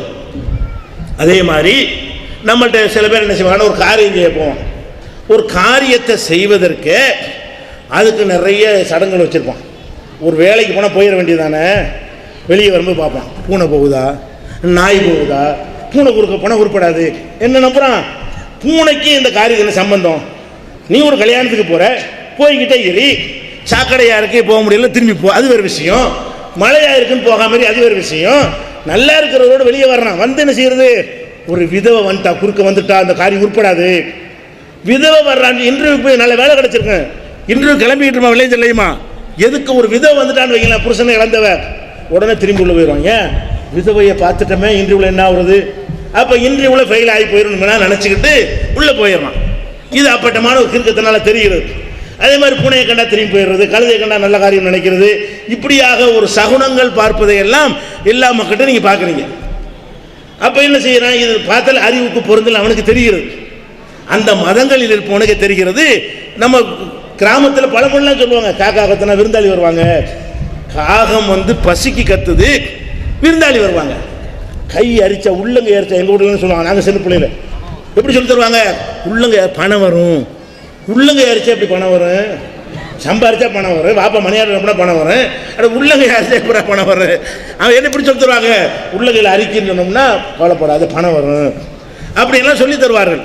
இது ஒரு காரியத்தை செய்கிறதா இருந்தால் அதனுடைய சம்பந்தம் இருக்கணும். அது கத்தியால் குத்தினா ரத்தம் வரும்னு சம்பந்தம் இருக்குது, கத்தியில் குத்தும் போது உள்ளே போகுது ரத்தம் வருது பார்க்குறோம். அப்படி சம்பந்தம் இருக்கிற மாதிரி விஷயங்களை நம்ம நம்பணும். அந்த பூனைக்கு நம்ம காரியத்துக்கு என்ன சம்பந்தம், அது எப்படி நம்ம வேலையை தடுக்கும், ஒரு விதவை குறுக்க வரணும் நம்ம வேலையை எப்படி தடுக்கும், அதுக்கு இதுக்கு என்ன சம்பந்தம். அதே மாதிரி என்ன செய்யறது, இந்த மனுஷன் வந்தார், ஒரு மழை பெஞ்சிச்சுன்னு வைங்களேன், மழை பெஞ்சு என்ன செய்வாங்க, இந்த மனுஷன் வந்து இறங்கினாரு, கொட்ட அருள் கொட்டுது அப்படிம்பாங்க. அவன் இருக்கிற ஊரில் வஞ்சமாக இருக்கும், தற்செயலாக ஒருத்தன் வருவான், வந்த அன்னைக்கு மழை பெஞ்சிடும், அவன் ஒருத்தன் மட்டும்தான் நான் வந்தான் சென்னைக்கு, எத்தனை லட்சக்கணக்கான மக்கள் வந்திருப்பாங்க. ஏதாவது ஒருத்தன் கருணாநிதி வந்தார், ஜெயலலிதா அம்மா காலை வச்சாங்க, அந்த சாமியார் வந்தார், மழை வந்துருச்சு இப்படின்னு சொல்லி ஒரு காரியம் நிகழும் பொழுது அதுக்கு சம்பந்தம் இல்லாமல் பூனையோடவும் நாயோடவும் மனுஷனோடவும் எதையோட சம்மந்தப்படுத்துவது, இப்படியான ஒரு நிலையெல்லாம் பார்த்து மக்கள் வெறுக்கிறான். என்னடா கிறுக்கு பேரோட இருக்கிறாங்க. இங்கே வந்து பார்த்தா அதை இங்கே வச்சிருக்காங்க. யாரு இதெல்லாம் இல்லைன்னு சொல்ற மார்க்கத்தில் இருக்கணுமா இல்லையா? இங்கே வந்து பார்த்தா சகுனம். இவனை என்ன செய்யறான்? சகுனம் இருக்குன்னு சொல்றான். யாரு? முஸ்லிம். சகுனமே இல்லை என்று சொன்ன ஒரு மார்க்கத்தில் லா தீரத்தை எந்த ஒரு சகுனமே இல்லை. எப்படிலாம் சகுனம்? அன்றைக்கு நபிகள் நாயகம் காலத்தில் அரபிகள் என்ன செய்வாங்கன்னு கேட்டால் ஒரு சீட்டில் எழுதுவாங்க. எழுதி ஒரு காரியத்தை செய்யணும் செய்யக்கூடாது அப்படி வரும்பொழுது செய்யன்னு சொல்லி பேப்பர் எழுதுவாங்க. பேப்பரில் ஒரு அம்புல செய்யாதன்னு ஒன்று எழுதுவாங்க. ரெண்டையும் அந்த சாமிக்கு முன்னாடி போட்டு கண்ணை மூடி ஒன்று எடுப்பாங்க. செய்யி செய்ய சொல்லி கடவுள் சொல்லிட்டாரு. கடவுள் சொன்னாங்க. இவனே ஒரு சீட்டை கண்ணை மூடி எடுத்துட்டு என்ன செய்யறான்? செய்யன்னு சொன்னோன்னே செய்ய சொல்லி உத்தரவு வந்து விட்டது. செய்யாதுன்னு வச்சிங்களேன் அதோடு செய்ய மாட்டாங்க. செய்ய வேண்டிய காரியமாக இருந்தாலும் செய்யாதுன்னு உத்தரவு வந்து விட்டது. அதே மாதிரி அரபிகள் என்ன செஞ்சிருந்தான்? பறவைகள் எடுத்துக்கிட்டு ஒரு பறவை பிடிச்சிக்கிறோம். இப்போ நம்ம ஊருக்கு போகணும், மக்காவில் மதீனாவுக்கு போகணும். அது போகணுமா போகக்கூடாதா? இந்த பறவையை பரட்டி விட்டோம்னு சொன்னால் வடக்கு பக்கம் போனால் நம்ம பயணம் போகலாம். இந்த பறவை தெற்கு பக்கம் போச்சுன்னு வைங்க நம்ம பயணத்தை நிறுத்திக்கிறோம். இப்படின்னு சொல்லி பறவை ஜோசியம்னு சொல்லி பறவை எங்கிட்டு போகுதோ அதை வச்சு முடிவு எடுக்கிறது. நீ போகிறதுக்கு பறவைக்கு என்னடா சம்பந்தம்? பறவை எங்கிட்டு போனால் எங்கிட்டு வேணாலும் போகும். இன்னொரு பறவை விட்டா இவனே இன்னொரு பறவை விட்டால் வேறு மாதிரி போகும். ஒரு ஜோசியம் அந்த காலத்தில் என்ன செய்வாங்க, இப்போ இருக்கான்னு தெரியல, ரயில்வே ஸ்டேஷனில் அங்கெல்லாம் ஜோசியம் பார்க்குற மிஷின் வச்சுருப்பாங்க. மிஷின் வச்சா என்ன செய்யும்? அதை பாட்டோன்னே டிக்கெட்டோடு சேர்ந்து அந்த பின்னாடி ஜோசியம் எழுதியிருப்பாங்க. உன்னை பையனை வெற்றி ஏறுமாமையும், நீ பணக்காரனா போவாய், அப்படி தான் எழுதியிருப்பாங்க. இதை எடுத்துக்கிட்டு ஒரு ரூபாயை போட்டுக்கிட்டு எடை மிஷினில் பார்த்தோன்னே பேக் சைடில் ஜோசியம், ஃப்ரண்ட் சைடில் எடை 75 கிலோன்னு போட்டிருக்குமா, அதோடு போய்கிட்டு இருக்க. அதுக்கு தான் அந்த மிஷினை கண்டுபிடிச்சான். பின்னாடி பார்ப்பாங்க, நீ போகிற காரியம் உருப்படாது உருப்படாதுன்னு சொல்லிவிட்டாங்க. அப்படின்னு சொல்லிட்ட உடனே இது மாதிரிலாம் இருக்குல்ல. அப்போ ஒருத்தன் என்ன செஞ்சான்னா சூட் கேஸை வச்சானா, அதுக்கும் ஜோசியம் வருது. உனக்கு சீக்கிரத்தை கல்யாணம் ஆகும், சூட் கேஸுக்கு கல்யாணம் ஆகும். அவன் அடுக்கி வச்சிருக்கிற வருஷ பிரகாரம் வரப்போகுது. இதுக்கு என்ன சம்மந்தம் இருக்கிறது? அவன் இத்தனை 8வது வச்சிருந்தானா 8வது ஆளாக போனால் அது கிடைக்கும். இவன் கொஞ்சம் நின்றுட்டு போனால் 9வது கிடைச்சி போயிருக்கும்.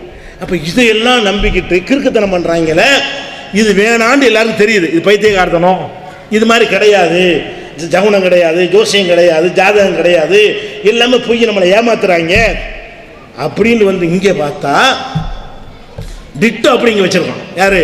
நம்ம மத குருமார்கள் அஜத்துன்னு சொல்லக்கூடியவன், குர்ஆனில் உள்ளதை சொல்லி சரியான மார்க்கத்தை சொல்ல கடமைப்பட்டவன், நபிகள் நாயகத்தினுடைய வழிகாட்டுதலை மக்களுக்கு சொல்லி இங்கே பாடுற அற்புதமான மார்க்கத்தை பாடுறா என்று சொல்லக்கூடியவன் என்ன பண்ணுறான்னு கேட்டால் அதே மாதிரி பால் கித்தாப். இவன் பால் கித்தாப்னு தெரியுமா? ஒரு புஸ்தகத்தை எடுத்துக்கிடுவாங்க. புஸ்தகத்தை எடுத்து திறக்கிறது, முதல் வார்த்தை வெற்றி அப்படின்னு, வெற்றி வந்துருச்சு, வெற்றி கிடைக்கும், இதுதான் பால் கித்தாப். ஒரு புஸ்தகத்தை திறக்க வேண்டிய, குர்ஆன் திறக்க வேண்டியது ஷைத்தாண்டு ஆரம்பிச்சுன்னு வைங்களேன், ஆஹா அந்த காரியம் உட்படாது. திறக்க வேண்டியது அல்லாண்டு ஆரம்பிச்சுன்னு வைங்களேன், அந்த முதல் வரையில் அல்லாண்டு வந்துருச்சு, நல்லா இருக்கும். அட நீ திறக்க, இதுக்கு அது சம்பந்தம் இருக்கா? 2வது வருது ஷைத்தாண்டு வரும், 3வது அல்லாண்டு வரும். இதில் என்ன இருக்குன்னு? அப்போ ஒரு மனிதன் வந்து இப்படியெல்லாம் ஒரு காரியத்தை தீர்மானிக்க கூடாதுன்னு சொன்ன ஒரு மார்க்கத்தில் பால் கித்தாப்னு சொல்லி ஜோசியம் பார்க்கறது. அதே மாதிரி அஜர்த்திட்ட போய்கிட்டு நல்ல நாள் கெட்ட நாள் கேட்குறான். என்னைக்கு கல்யாணம் பண்ணுறது, இன்னைக்கு சகுனம் நல்லா இல்லை, இன்னைக்கு பாருங்க சபர் மாதத்தில் பண்ணாது, பீட மாதம், இதெல்லாம் சொல்கிறான்ல. அப்போ கம்பேர் பண்ணி பார்க்குறான், என்னடா இது, நம்மள்கிட்ட என்ன இருக்குது அப்படி இவன்ட்டு இருக்க, நம்ம எதையெல்லாம் செய்து கொண்டிருக்கிறோமோ அது எல்லாம் இவங்கள்ட்ட இருக்க. இவனு நல்ல நாள் பார்க்குறான், இவனு கெட்ட நாள் பார்க்குறான், அப்படி செய்கிறானா இல்லையா? அந்த மக்கள் வந்து ஆடி மாதத்தில் கல்யாணம் பண்ண மாட்டாங்கன்னா நீ ஏன் சபர் மாதத்தில் பண்ண மாட்டேங்கிற? முஸ்லீம் பண்ணுறானே இல்லையாங்க? இப்போ கொஞ்சம் மாறிடுச்சு, ஆனால் இருக்குதா இல்லையா? சபர் மாதத்துல கல்யாணம் பண்ணுங்க, கல்யாணம் பண்ணலாம் ஃப்ரீயாக இருக்கும். அப்போ சபர் மாதத்தில் கல்யாணம் பண்ண மாட்டேங்கிற, செவ்வாய்க்கிழமை வெறுவாய்ங்கிறான். செவ்வாய் இந்த வாய் வருதுல, செவ்வாய் வெறுவாய் அப்படின்னு ஒரு பழமொழி உண்டாக்கிட்டு செவ்வாய்க்கிழமை உருப்படாது, செவ்வாய்க்கிழமை கல்யாணம் கிடையாது, செவ்வாய்க்கிழமை கடவுள் கூடாது, செவ்வாய்க்கிழமை பிள்ளை பிறந்து என்ன செய்யறது, உள்ள சமைக்கிறதா? அல்ல பிள்ளை தானே செவ்வாய்க்கிழமை பெற்றானா அவனு. அப்போ என்ன செய்யல, வழங்காமல் இதெல்லாம் செவ்வாய்க்கிழமை பொண்ணு கிடைச்சாலும் புதன் கிடைக்காது. ஏன் கிடைக்காது? வர வரந்தானே வருது. பொண்ணு கிடைச்சாலும் புதன் கிடைக்காது, பழமொழி. புதன்கிழமை தான் எந்த காரியத்தை செய்யணும், தங்கம் கூட கிடைச்சணும், புதன் கிடைக்காது. எவ்வளோ கிறுக்கத்தனமாக பேசுகிறான், புதன் கிடைக்காதா? அவள் புதன் கிடைக்காது. இந்த மாதிரி எல்லாம் பழமொழியை சொல்லி நம்மளை ஏமாத்துறானே இல்லையா? அவன் பார்க்குறாங்க.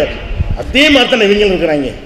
இவங்க நல்ல நாள் பார்க்குறான், இவங்க கெட்ட நாள் பார்க்குறான். இந்த மாதத்தில் பண்ணு, வளர்பிள்ளையில் பண்ணு, தேய்பிரையில் பண்ணு, நம்மகிட்ட இருக்கா இல்லையா? அவன் சொல்கிற மாதிரி ஒரு காரியம் செய்கிறான்னா வளர்பிறையில் பண்ணணுமா, பிறகு தேஞ்சிட்டு போயிடுவான்.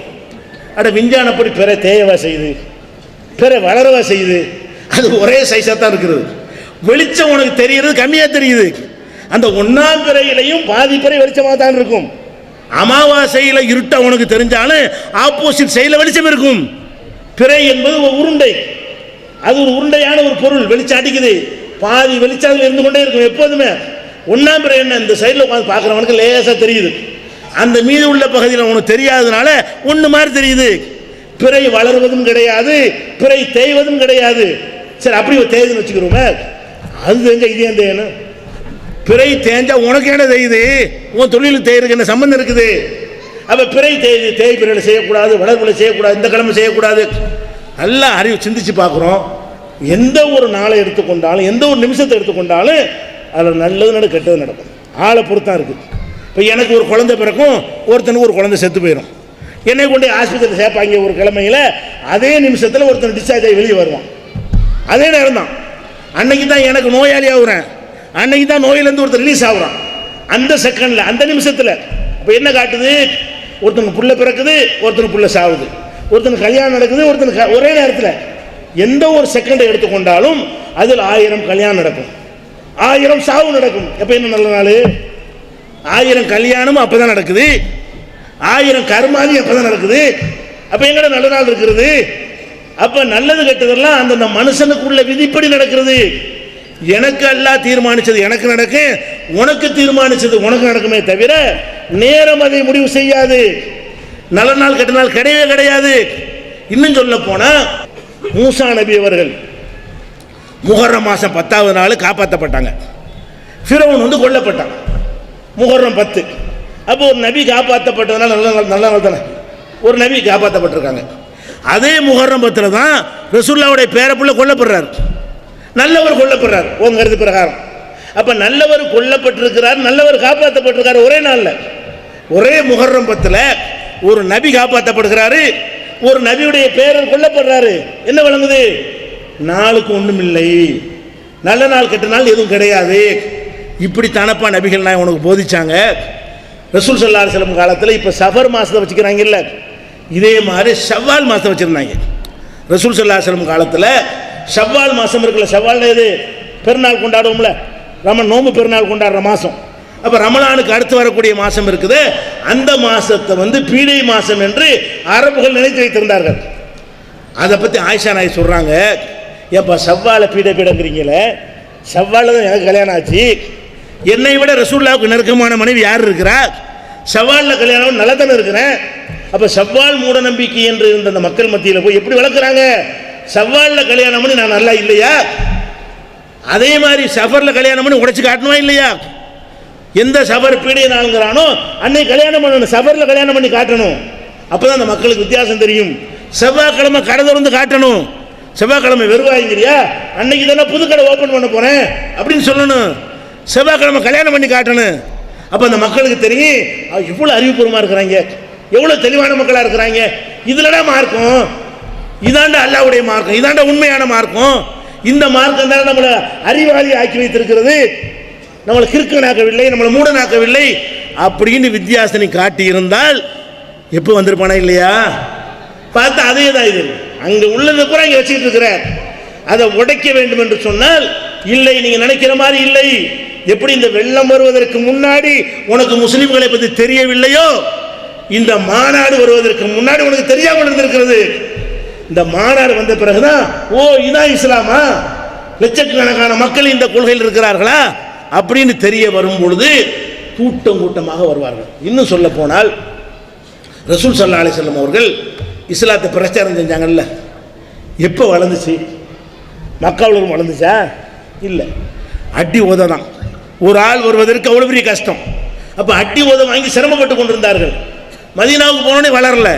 என்ன செஞ்சுட்டு இருந்தாங்கன்னா, வெளியூரில் உள்ளவன்லாம் நம்ம பார்ப்போம், இவர்கள் ஓங்குதான் பார்ப்போம், இவர் பக்கம் மக்கள்லாம் திரறாங்களான்னு பார்ப்போம், இவர் கொள்கையை நிறைய பேர் ஏற்றுக்கிறாங்களான்னு பார்ப்போம். ஏற்றுக்கிட்டாங்கன்னு சொன்னால் எல்லாம் போய் சேர்ந்துருவோம் அப்படின்னு ஒரு கூட்டம் வெயிட் பண்ணிட்டு இருந்தது. அந்த மாதிரி வந்த பிறகு என்ன ஆகுதுன்னா, ரசூலுல்லாஹ் பக்கம் கூட்டம் கூட்டமாக மக்கள் சேர்ந்தது பார்த்தோன்னே இந்த நடுநிலையிலிருந்து பார்த்துட்டு இருந்தாங்கல்ல அந்த மக்கள் எல்லாம் இவர் சொல்வது கரெக்டு தான், ஒரு தேய்மானம் இல்லை இவர் சொன்னதில், யாரும் குறையவே இல்லையே, கூட்டிகிட்டே தானே இருக்கிறாங்க அப்படின்னு சொல்லி தெரிஞ்ச பிறகு கூட்டம் கூட்டமாக மக்கள் வர ஆரம்பித்தார்கள். சரசரன்னு வளர்ந்துச்சு. கடைசி 2 ஆண்டுகளில் வந்து தாறுமாறான வளர்ச்சி. எப்போ அந்த வளர்ச்சி வருகிறது? மக்கள் எல்லாம் அதிகமாக இருக்கிறார்கள் காட்டும் பொழுது எல்லாத்தையும் வென்றெடுத்து வென்றெடுத்து வென்றெடுத்து எல்லாம் சேர்ந்து கொண்டு இருக்கிறார்கள். அவற்றை சேர்ந்தவர்களில் கலிசடைகள் 1-2 நீங்கி இருக்கே தவிர மற்றபடி எந்த நம்பரும் குறையவில்லை என்று மக்கள் பார்க்கும் பொழுது கூட்டம் கூட்டமாக வருவார்கள். அப்போ அந்த மாதிரியான ஒரு இந்த மாநாட்டை நம்ம காட்டினோமையானால் வித்தியாசம் பளிச்சுன்னு தெரியும். இதுதான் சரியான மார்க்கம், இந்த மார்க்கம் தான் உண்மையான மார்க்கம் என்று விளங்கி கூட்டம் கூட்டமாக வருவார்கள். இப்படி அந்த வித்தியாசம் காட்ட வேண்டும். இறைவன் வணங்குறதுல எல்லாத்திலும் காட்ட வேண்டும். அதே மாதிரி வந்து ஒரு பொருளை இது கை குட்டன்னு வைங்களேன், இது என்னத்துக்கு யூஸ் ஆகும் எல்லாத்துக்கும் தெரியும். முகந்தொடை அதுக்கு தான் யூஸ் ஆகும். ஒவ்வொரு பொருளுக்கும் என்ன சக்தி இருக்கிறதோ அதுக்கு மேம்பட்ட சக்தி இருப்பதாக நினைக்கவே கூடாது. ஒரு வாழைப்பழம் வந்து வாழைப்பழம் தான், அது வேற ஒன்றும் அது இல்லை. ஒரு பேரிச்சம்பழம் பேரிச்சம்பழம் தான், அதுக்கு வேற ஒரு சக்தியும் கிடையாது. ஒரு சர்க்கரைக்கு சக்தி சர்க்கரையோட சக்தி தான், வேற ஒன்றும் கிடையாது. ஆனால் என்ன பண்ணுறாங்க, ஒரு பொருளை வந்து கடவுளுக்குன்னு சொல்லி பூஜை செஞ்சு படையல் செஞ்ச பிறகு அதுக்கு பவர் ஏறிக்கிறது. எதுக்கு? சாதாரண சர்க்கரையாக இருந்தது, அப்படி படையல் செஞ்சுட்டு வந்தவுடனே அந்த சர்க்கரைக்கு என்ன வந்துடுது? எக்ஸ்ட்ரா பவர் வந்துடுது. எந்த அளவுக்கு வந்துடுது? அந்த சர்க்கரை அப்படி நுள்ளி கொடுப்பாங்க, அது அப்படி 2 கையில் வாங்குவான். யார் வாங்குவான்? கோடீஸ்வரன் வாங்குவான். கோடீஸ்வரன் சர்க்கரை பெரிய விஷயமா? அவனுக்கு அது சர்க்கரையே தெரியல, அது என்னமோ அல்லாட்டிருந்து கடவுள்கிட்ட வந்துருச்சு அப்படி நினைக்கக்கூடிய தன்மை நம்ம பார்க்குறோம். இது பிற மதங்கள் அப்படி என்ன செய்கிறாங்க? பிரசாத ஒரு பொருள் தான் அது. அந்த பொருளை பொருளாக பார்க்காமல் பிரசாதம் என்றது பெயரை சூட்டி கொண்டு இது வந்து ஒரு சாதாரண பொருள் கிடையாது, இதில் கூடுதல் பவர் வந்துருச்சு. எப்படி வரும்? அந்த பொருள் கடையில் வாங்கிட்டு வர்றோம், மாங்கல்யம் தந்து நான் என்னமோ சொல்கிறாங்க, சொன்ன உடனே அது பவர் ஆயிருமா? அந்த சாமிக்கு முன்னாடி வச்சோன்னு பவர் ஏறிக்கிருமா? என்ன பவர் ஏறி பார்த்த டெஸ்ட் பண்ணியா? ஏதாவது டெஸ்ட் பண்ணி விட்டு ஏதாவது செஞ்சீங்களா? அப்படிலாம் ஒன்றும் கிடையாது. அப்போ இப்படி மற்றவர்கள் செய்கிற மாதிரி இவன் என்ன செய்கிறான்னு கேட்டால் பாத்தியா ஓரங்கிறான். பாத்தியா ஓன பிறகு பார்த்தீங்கன்னா அந்த வாழைப்பழத்து மதிப்பே வேறு. ஒரு வாழைப்பழத்தை 40 ரூபா வெட்டி கொடுக்குறாங்க. ஒரு வாழைப்பழத்தை வச்சு இப்போ பாத்தியா ஓன வாழைப்பழமாக இருந்தால் எனக்கு உனக்குன்னு போட்டி போடுவோம்ல, அப்போ என்ன செய்கிறது? வாழைப்பழம் ஒன்று தான் இருக்குது, 40 ரூபா வந்தீங்க, அந்த ஒரு வாழைப்பழத்தை கிள்ளி கிள்ளி கொடுப்பாங்க. அது பெரிய பவரானு நினச்சிக்கிட்டு அதை வாங்கி திங்கிறான். ஒரு வாழைப்பழம் தந்தா அதில் உள்ள கலோரி கிடைக்கும், நுள்ளி தரத்தில் என்னடா கலோரி கிடைக்கும்? ஒன்றும் கிடைக்காது. ஆனால் என்ன நினைக்கிறான்? அவன் நினைக்கிற மாதிரி நாகூரில் பாத்தியாவன சக்கரைன்னு சொல்லி பாருங்களேன், இப்படி வாங்குவாங்க. பாத்தியாவன சக்கரையா பாச்சோர்னு சொல்லி பாருங்களேன், பாத்தியா ஓதி இருக்கணும். அப்போ பாத்தியா ஓதி பூஜை செஞ்ச பிறகு அதுக்கு எக்ஸ்ட்ரா பவர் வருதுன்னு நினைக்கிறீங்களே. இந்த மாதிரியாக நபிகள் நாயகம் ஸல்லல்லாஹு அலைஹி சொன்னாங்களா? இந்த பொருள்கள் வந்து இந்த மாதிரி செய்த பிறகு குர்ஆன் ஓதிய பிறகு இந்த பொருளுக்கு பவர் வந்து விடும் அப்படி சொல்லி சொல்லி தந்திருக்காங்களா? இல்லை. அரிசி எப்பவும் அரிசி தான், பருப்பு பருப்பு தான், அதுக்கு மேற்கொண்ட பவர் கிடையாது. சக்கரை சக்கரை தான், வாழைப்பழம் வாழைப்பழம் தான், தேங்காய் தேங்காய் தான். அந்த பொருளுக்கு என்ன இருக்குதோ கண்ணுக்கு தெரியுதோ அதான் இருக்கிறது. ஆய்வு செஞ்சால் என்ன இருக்குதோ அதான் இருக்கிறது. பூஜை செய்யறதுக்கு முன்னாடி உள்ள தேங்காயையும் பூஜை செய்த பிறகு உள்ள தேங்காயையும் டெஸ்ட் பண்ண என்ன இருக்கு? ஒன்று தான் இருக்கு, அதே ரிசல்ட் தான். அதில் என்னென்ன இருக்குன்னு சொல்றானோ அதுதான் இருக்க போகுது, எதுவுமே கூடி இருக்காது. அப்போ ஒன்றுமே கூடலைன்னு சொல்லி இருக்கும் பொழுது அதை வந்து எப்படா நீங்கள் கூட நீங்களா என்ன செஞ்சு இப்படி ஏமாத்துறீங்க? அவன் செய்கிற மாதிரி நீ செய்கிற. அவன் எப்படி வந்துக்கிட்டு தேங்காயை பூஜை செஞ்சிடானோ, அவன் எப்படி அவளும் புரியையும் பூஜை செஞ்சு புனிதம்னு சொல்கிறானோ, அது மாதிரி தான் நாகூரில் பாத்தியாவது சர்க்கரை நீ புனிதம்ங்கிற, மூணுவது புனிதம்ங்கிற. அப்போ இஸ்லாத்தில் எந்த பொருளையும் புனிதம்னு சொல்லவே கிடையாது. ஒன்னே ஒன்று சொல்லப்பட்டிருக்கிறது, அது நிரூபிக்கப்பட்ட ஒரு விஷயம். என்ன சொல்லப்பட்டிருக்கு? மக்காவில் இருக்கிற ஜம்சம் தண்ணீர் மாத்திரம் அது புனித தண்ணீர் சொல்கிறோம். ஏன் சொல்கிறோம்? அது புனிதம் நிரூபித்து காட்டணுவா? 30 லட்சம் பேர் ஒரு நாளைக்கு அதை குடிக்கிறான். சின்ன கிணறு 30 லட்சம் பேருக்கு சப்ளை பண்ண முடியுமாடா? ராட்சச பம்புகளை வச்சு அடிக்கிறான். மக்காவில் எல்லாருக்கும் அதான் குடிநீர் தண்ணி. மதீனாவுக்கும் பைப் வச்சு கொண்டு போகிறான். நீங்கள் ஒரு 30 லட்சம் பேர் போய் இறங்குறீங்க. அம்பூட்டு பேருக்கும் அந்த சின்ன கிணறு சப்ளை பண்ணுது பாலைவனத்தில். சுற்றி நிலத்தடி நீர் கிடையாது, கிணறு கிடையாது, ஒன்றுமே கிடையாது. தண்ணி வருவதற்கு எந்த வாய்ப்புமே இல்லை. 6 குளங்கள் இல்லாத வறண்ட பாலைவனத்தில் சின்ன முழங்கால் அளவுக்குள்ள தண்ணி தான் அந்த கிணறு. முட்டுக்கால் இறங்கினா முட்டுக்கால் தான் இருக்கும். அந்த கிணத்துலேருந்து தண்ணி எடுக்கிறான், குறைய மாட்டேங்குது. 30 லட்சம் பேர் குடிக்கிறான். டின்னில் வர 20 லிட்டர் 30 லிட்டர் கொண்டு வர்றாங்க, 50 லிட்டர் கொண்டு வர்றாங்க எங்கள் ஹஜ்ஜுக்கு போயிட்டு வரும்போது. அப்போ அந்த அது புனிதம் என்று இஸ்லாம் சொல்லுதுன்னா அது புனிதமாக இருக்கிறது. நீ தண்ணீரை வந்து மினரல் வாட்டர்னு விற்கிறான், குடிர்பானங்கள் விற்கிறான். அது கெட்டு போயிடக்கூடாது என்பதற்காக பூச்சி மருந்தை கலக்கிறான். ஏன் கெட்டு போன நஷ்டமாயிரும்ல. வியாபாரிகிட்ட கொண்டு தண்ணி பாட்டில் வச்சுட்டு நாளைக்கு பூச்சி வந்தால் என்ன ஆகும்? அவனுக்கு லாஸ் ஆகிரும். ஒரு 10-15 நாளைக்கு கெடாமல் இருந்தால் தான் அவனுக்கு லாபம் கிடைக்கும். அதுக்காக என்ன செய்கிறாங்க? நீ கொக்கோ கோலாவாக இருந்தாலும் சரி, பெப்சியாக இருந்தாலும் சரி, எல்லாத்துலையும் என்ன பண்ணுறாங்க? குடிக்கிற தண்ணியாக இருந்தாலும் சரி, அதில் பூச்சி மருந்து கலக்கிறான். எதுக்காக கலக்கிறான்? அப்போ தான் அந்த தயாரித்த பொருள் 10 நாளைக்கு விற்காட்டா கூட கெட்டு போகாமல் இருக்கும். அதுக்காக வேண்டி புழு பூச்சி வரக்கூடாது என்பதற்காக வேண்டி பூச்சியை கொல்லக்கூடிய மருந்தை அதில் கலந்து வைக்கிறான். பார்லிமெண்ட் வரைக்கும் பேசப்பட்டுச்சு. அதனால கெட்டு போகாமல் இருக்கிறது. அது கூட 15 நாளைக்கு பிறகு வச்சா கெட்டு போயிடும், ரிட்டர்ன் எடுத்துகிட்டு போயிடுவாங்க. அதுக்கும் டேட் போட்டுருவான். இத்தனை பெஸ்ட் பிஃபோர்னு போடுறானா இல்லையா? அவ்வளோதான் யூஸ் பண்ண முடியும். இந்த சம்சம் தண்ணி கொண்டு வர்றீங்க, 25 வயசில் அச்சிக்கு போய்ட்டு ஒருத்தன் கொண்டு வர்றான். நான் சாகும்போது இந்த தண்ணியை ஊற்றி என்னை குளிப்பாட்டணும்னு அப்படி மார்க்கத்தில் இல்லை என்று அந்த தண்ணியை பாட்டில் ஊற்றி வச்சிருக்கிறான். புழு இல்லை, பூச்சி இல்லை, ஒன்று எந்த கெமிக்கலும் சேர்க்கப்படலை. எத்தனை புனிதம்னு ஒன்று சொல்லுதுன்னா இருக்குடா இருக்கிற சொல்கிறோம். நீ சர்க்கரையை வச்சுட்டு புனிதம் என்னது என்ன காட்டு? இதே மாதிரி சொல்லு.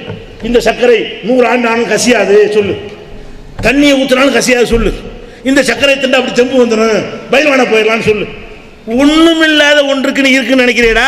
இஸ்லாம் சொல்லக்கூடிய எதுக்கு இருக்குன்னு சொல்லுது, அது இருக்குது. இன்னைக்கு டெஸ்ட் பண்ணாலும் இருக்கிறது. எந்த தண்ணீரும் இல்லாத ஆற்றிலும் தண்ணிக்கு இருக்கிறது, கெட்டு போகாது. அதில் எல்லா சக்தியும் இருக்கிறது. ஊறிக்கொண்டு எத்தனை வருஷம்? பல ஆயிரம் வருடங்களாக. ஒரு வாரத்துக்கு இந்த கிணறு இருக்குதா? பல பல ஆயிரம் ஆண்டுகளாக வற்றாத ஜீவன் நதின்னு சொல்றான ஜீவ ஊற்றாக இருந்து கொண்டிருக்கிறது. இப்படிதான் இந்த மார்க்கம் புனிதம்னு சொல்லுதே தவிர, நீ பாத்தியா ஓதி சக்கரை புனிதம், அது மௌலிது ஓதின சோறு புனிதம், அது நார்சா, அது சீரணி, அது தபுருக்கு பேரு. அவங்க பிரசாதம் வச்சுக்கிற மாதிரி ஒவ்வொரு ஊர்ல ஒரு பேர். நார்சாம்பாங்க, சீரணிம்பாங்க ஒரு ஊர்ல, தபுருக்கம் பறக்கத்தான். இது இந்த முசீபத்து பறக்கத்து பாத்தியா. அப்ப இந்த மாதிரி மக்களை ஏமாற்றக்கூடிய வேலைகளை செய்து கொண்டிருக்கிறீர்களே, அதுக்கு என்ன வித்தியாசம்? அவன் செய்யறதுக்கு இதுக்கு என்னடா வித்தியாசம்? அவன் வாழைப்பழத்தை கொடுத்து பெருசாக ஏமாத்துறதுக்கு, நீ சர்க்கரையை கொடுத்து ஏமாத்துறதுக்கு என்ன வித்தியாசம் இருக்கிறது? எப்படி வருவான்? ஒரே சரக்கு தனப்ப 2 பேர் வச்சிருக்கிறீங்க, எப்படி வருவான் அவன்? அதை விட இப்ப லேட்டஸ்டா எடுத்துக்கிட்டீங்கன்னா, இப்ப ஆரம்பிச்சிருக்காங்க மீலாது விழாவுக்கு. என்ன ஆரம்பிச்சிருக்காங்க? ரசூலுல்லாஹ்வோட முடியாம். ரசூலுல்லாஹ்வோட முடி வந்திருக்கான், இங்கிருந்து கேரளாவில வந்திருக்குதான். அந்த முடியை வச்சு தண்ணியில் ஊற்றி ஊற்றி ஒரு ஸ்பூன் கொடுப்பாங்கண்ணா ஒரு ஆளுக்கு. இந்த நேதாஜி நகரில் வச்சு கூட்டமாக அந்த மூட கூட்டம் போய் வாங்கிட்டு போகுது. என்னது? ரசூலுல்லாஹ்வோட முடி. அப்போ இதெல்லாம் எங்கேருந்து உள்ளது? இது பிற மதத்தவர்கள் என்ன செய்வாங்க? அந்த சாமி மேலே ஊற்றி கழுவி விட்டோம்னா அது புனிதமாயிரும். ஒரு கற்சிலையின் மீது பாலை ஊற்றுறான்னு வைங்களேன், ஊற்றி வெளியே வரக்கூடிய தீர்த்தம், அது சாதா தண்ணி கிடையாது, எக்ஸ்ட்ரா பவர் உள்ள தண்ணி அப்படின்னு சொல்லி அவங்க செய்கிறாங்கல்ல, அவங்க நம்பிக்கை செய்கிறாங்க. இவன் என்ன பண்ணுறான்னா, நபிகள் நாயகத்தோட முடியும், அந்த முடியை கொண்டு வந்திருக்காங்களாம். அந்த முடியை ஒரு பாட்டில் போட்டு வச்சுருக்காங்களாம். அதுலேருந்து அந்த ஊர்ன தண்ணியை எடுத்து கொடுத்தா எல்லா முசீபத்தும் தீந்துரும், பணக்காரன் ஆயிடுவேன் அப்படிங்கிறாங்க. நான் கேட்குறேன், இதை சொல்கிறதுக்கு நபிகள் நாயகம் வந்தாங்க? முதல் நபிகள் நாயகம் முடிகிற ஆதாரம் எந்த சலூன் எடுத்து வந்தாங்க தெரியல, எவன் வீட்டு முடிய தெரியல. எந்த பார்பர் சாப்பிட போய் எடுத்துகிட்டு வந்தானோ எவன் வீட்டு முடிய கொண்டாந்து அதை வச்சு என்ன செய்யறான்? ஒரு பாட்டில் வச்சுக்கிட்டு அதை கழுவி குடிக்கிறான். அது எந்த பொம்பளை முடியோ, இந்த ஆம்பளை முடியோ, இந்த பேனு விரல முடியோ, என்னென்ன முசீபத்து ஒன்றும் தெரியல. அந்த முடியை கொண்டு வந்து தண்ணியில் ஊற வச்சுட்டு செய்யறதே தவிர இது நபிகள் நாயகம் முடின்னு ஒன்று சொன்னது யாரு? ஒரு ஹதீஸை சொல்றா இருந்தா கூட உனக்கு சொன்னது யாரு, உனக்கு சொன்னது யாரு, உனக்கு சொன்னது யாருன்னு காட்டணுமே. இந்த முடி இருப்பதற்கு சனது சொல்லு பார்ப்போம். புகாரில் இருக்குதா? முஸ்லீமில் இருக்குதா? இந்த மாதிரி இந்த அட்டை முடி வச்சிருந்தாருன்னு ஒரு ரசூலுல்லாஹ் சொன்ன ஒரு வார்த்தையை சொன்னாலே சனது கேட்குறோம், ஆதார அறிவிப்பாளர் வரிசை கேட்குறோம். ஆளு சரியில்லைன்னா பொய்ங்கிறோம், பலவீனம்ங்கிறோம். இப்போ எவனோ ஒருத்தன் கொண்டு வர்றான் முடி, ரசூலுல்லாஹ் முடிங்கிறான். இந்த கூமுட்டைகள் போய் குடிக்குதுன்னு சொன்னா எப்படி இஸ்லாத்துக்கு வருவான்? என்னடா வித்தியாசம்? அந்த கிறுக்கனுக்கு இந்த கிறுக்கனுக்கு என்னடா வித்தியாசம்? நினைக்க மாட்டானா? அப்ப ரசூலுல்லாஹ்வுடைய முடிய முதல்ல நான் என்ன கேட்கிறேன், முடியாவே இருக்கட்டுமே, ரசூலுல்லாஹ்வுடைய முடியாவே இருக்கட்டும். அதை கரைச்சி குடிக்கிறதுக்கு தான் ரசூலுல்லாஹ் வந்தாங்களா? அதை தண்ணியில் போட்டு குடிக்கிறதுக்கு தான், அதை சொல்லித்தரதுக்கு தான் வந்தாங்களா? ரசூலுல்லாஹ் காலத்தில் வந்து ஒருத்தருக்கு முடியை கொடுத்து வைத்தவன் அந்த முடியை வச்சுக்கிறங்க, நீங்கள் தண்ணியில் ஊற்றி குடிங்க, ஏழ்மையை முறையிட்டாங்க சகாபாக்கலாம். ஒரு கவலைப்பட இருந்தால் முடி வச்சுக்க, பணக்காரன் ஆயிடுவேன்.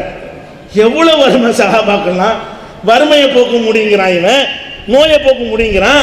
எவ்வளவு சகாபாக்கள் நோய்வாய்ப்பட்டாங்க. ரசூலுல்லாஹ்வுடைய புள்ள நோய்வாய்ப்பட்டுச்ச, அவங்க பேத்தி நோய்வாய்ப்பட்டுச்ச. ரசூலுல்லாஹ் ஹயாத்தோட இருக்கும்போது அவங்க மகள் 2 மகள் நோயில் மூத்தா போனாங்களே. அப்போ அவங்க மடியில் பேத்தியை வச்சிருக்கிறாங்க. துட்டிக்குது, உசுறு போகுது, கண்கள் கண்ணீர் வடிக்குது. அப்படி இருந்து மூத்தாயிடுச்சு அந்த குழந்தை மடியில் வச்சுக்கிட்டு. ஏன் முடி எடுத்து கொடுக்க வேண்டியானே? அடே, அப்படிலாம் ஒரு சக்தி இருந்தால் நோய்வாய்ப்பட்ட ரசூல்லா போய் என்ன செய்வாங்க? நோய்வாய்ப்பட்ட ஆளுகளுக்கு ஓதுவாங்க, துவா சொல்லி கொடுப்பாங்க. எப்படி?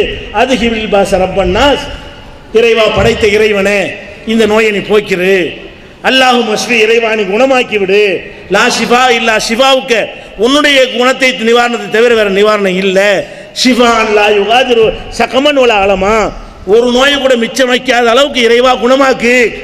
இந்த பிரார்த்தனை சொல்லி தந்தாங்களே தவிர நோய்வாய்ப்பட்ட வீட்டுக்கெல்லாம் போய் முடி கொடுத்தாங்களா? நீ சொல்றபடி இருந்தால் கொடுத்துருப்பாங்கல்ல. இந்தாடா முடி தண்ணில் போட்டு ஊற வச்சு கொடுறா, அப்படி ரசூல்லா சொன்னாங்கன்னு காட்டு நாங்களும் செய்கிறோம். அதை ஒழிக்கிறதுக்கு வந்தவர்ரா இவர் முகமது ஸல்லல்லாஹு அலைஹி வஸல்லம் அவர்கள். உன்னை அறிவாளியாக்க வந்தவர், உன்னை முட்டாளாக்க வரல, உன்னை சீர்திருத்த வந்தவர், உன்னை மூட நம்பிக்கையில் மூழ்கடிக்க வரல. அப்பவே என்ன செய்யறான்? சஹாபாக்கள் ஒரு பேரிச்சம்பழத்தை 3 பேருக்கு கொடுத்தாங்க. சாப்பாடு தட்டுப்பாடு, ஒரு பேரிச்சம்பழத்தை கொடுத்து ஒண்ணுமில்ல 3 பேர் பங்கு வச்சுக்கிறீங்க. வீடு இல்லாமல் பள்ளிவாசலில் படுத்து கிடக்கிறாங்க சஹாபாக்கள், திண்ணை தோழர்கள் சொல்லி. அவங்க திண்ணதான் வீடு. அந்த திண்ணையில் படுத்துக்கிற சஹாபாக்களுக்கு ஒரு ட்ரெஸ்ஸுக்கு மேலே இன்னொரு ட்ரெஸ் இல்லை, சாப்பாடு இல்லை, யாராவது கூட்டிகிட்டு போனதான் உண்டு. அல்லாஹ்வுடைய ரசூலுடைய வாழ்க்கை எப்படி இருந்துச்சு?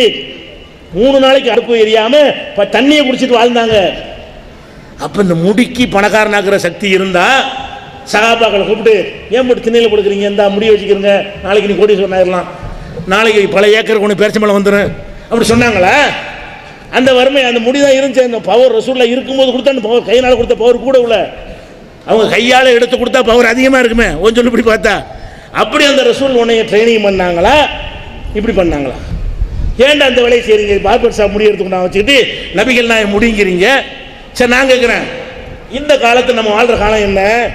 ஒரு பொருள் எத்தனை வருஷத்துடைய பொருள் என்று டெஸ்ட் பண்ணால் தெரிஞ்சிடும்.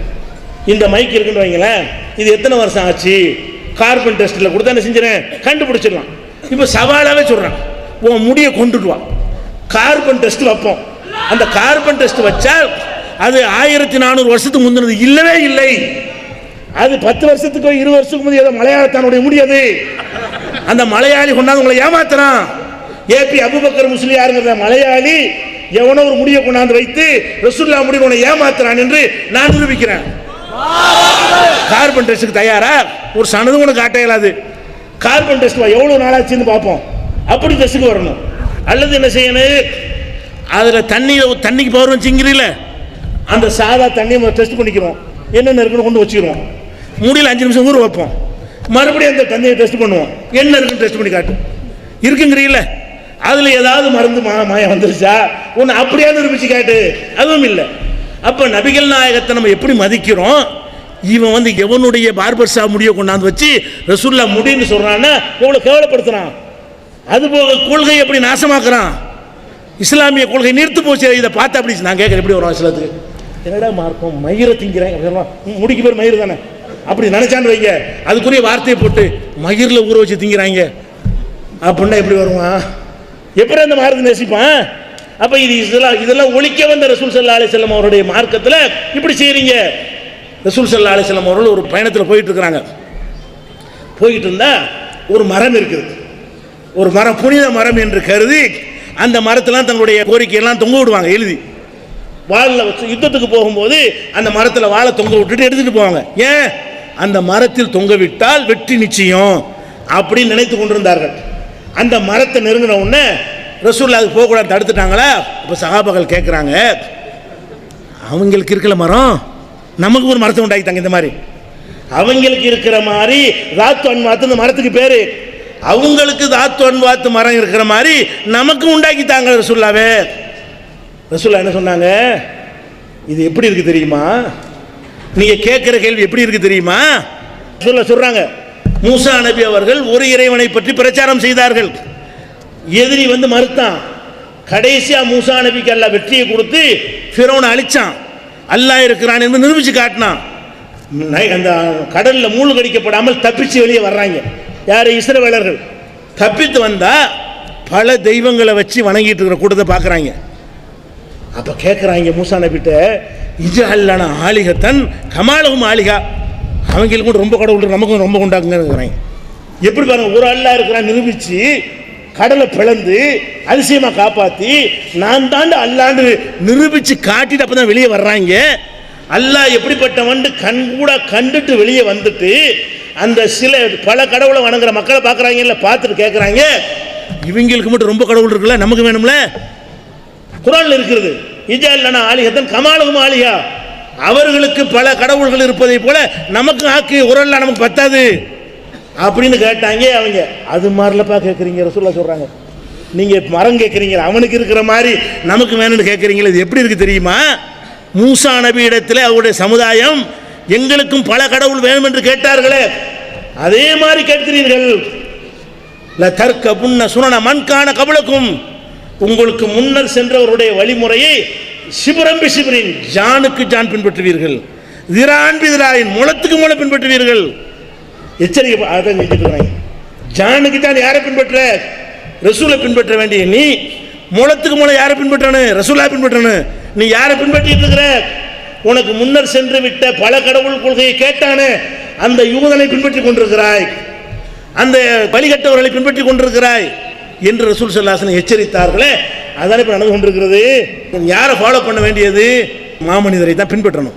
அப்போ நபிகள் நாயகம் ஸல்லல்லாஹு அலைஹி வஸல்லம் அவர்கள் இந்த பொருள்களை புனிதமாக்குறது, பொருள்களுக்கு பரக்கத்துன்னு சொல்வது, அதை வந்து ஊற வச்சு குடிக்கிறது, இது மாதிரியான எல்லா தீமைகளையும் எதிர்த்து போராடிய ஒரு புரட்சிகர போராளி அவர் மார்க்கத்தில் வந்து உலகத்துக்கே பகுத்தறிவை சொல்லி தந்த பகுத்தறி பகலவன்கிறாங்களே, அவங்கெல்லாம் கூட அந்த பகுத்தறி பகலவனுக்கு சிலையை வச்சு வணங்கி கொண்டிருக்கிறார்கள்.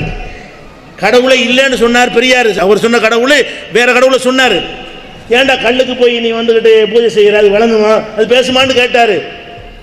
அதை வந்து அந்த பெரியாருக்கு சிலையை வச்சு அதில் கொண்டே மாலையை போடுறான், அது வரங்குவார் அவர் போய் கும்பிடுறான், அவர் விழா கொண்டாடுறான், அவர் சந்தோஷப்படுவாரா, நமக்கு கொண்டாடுகிறார்கள். இந்த கல் அந்த கல்லை மாற்றிக்கிட்டாங்க. பகுத்தறிவுன்னு சொன்னா கூட அவன் வேற கல்லுக்கு சக்தி இருக்கிறதா சொன்னான், இவன் வேற கல்லுக்கு சக்தின்னு மாற்றிக்கிட்டான். இவர் என்ன செஞ்சார்?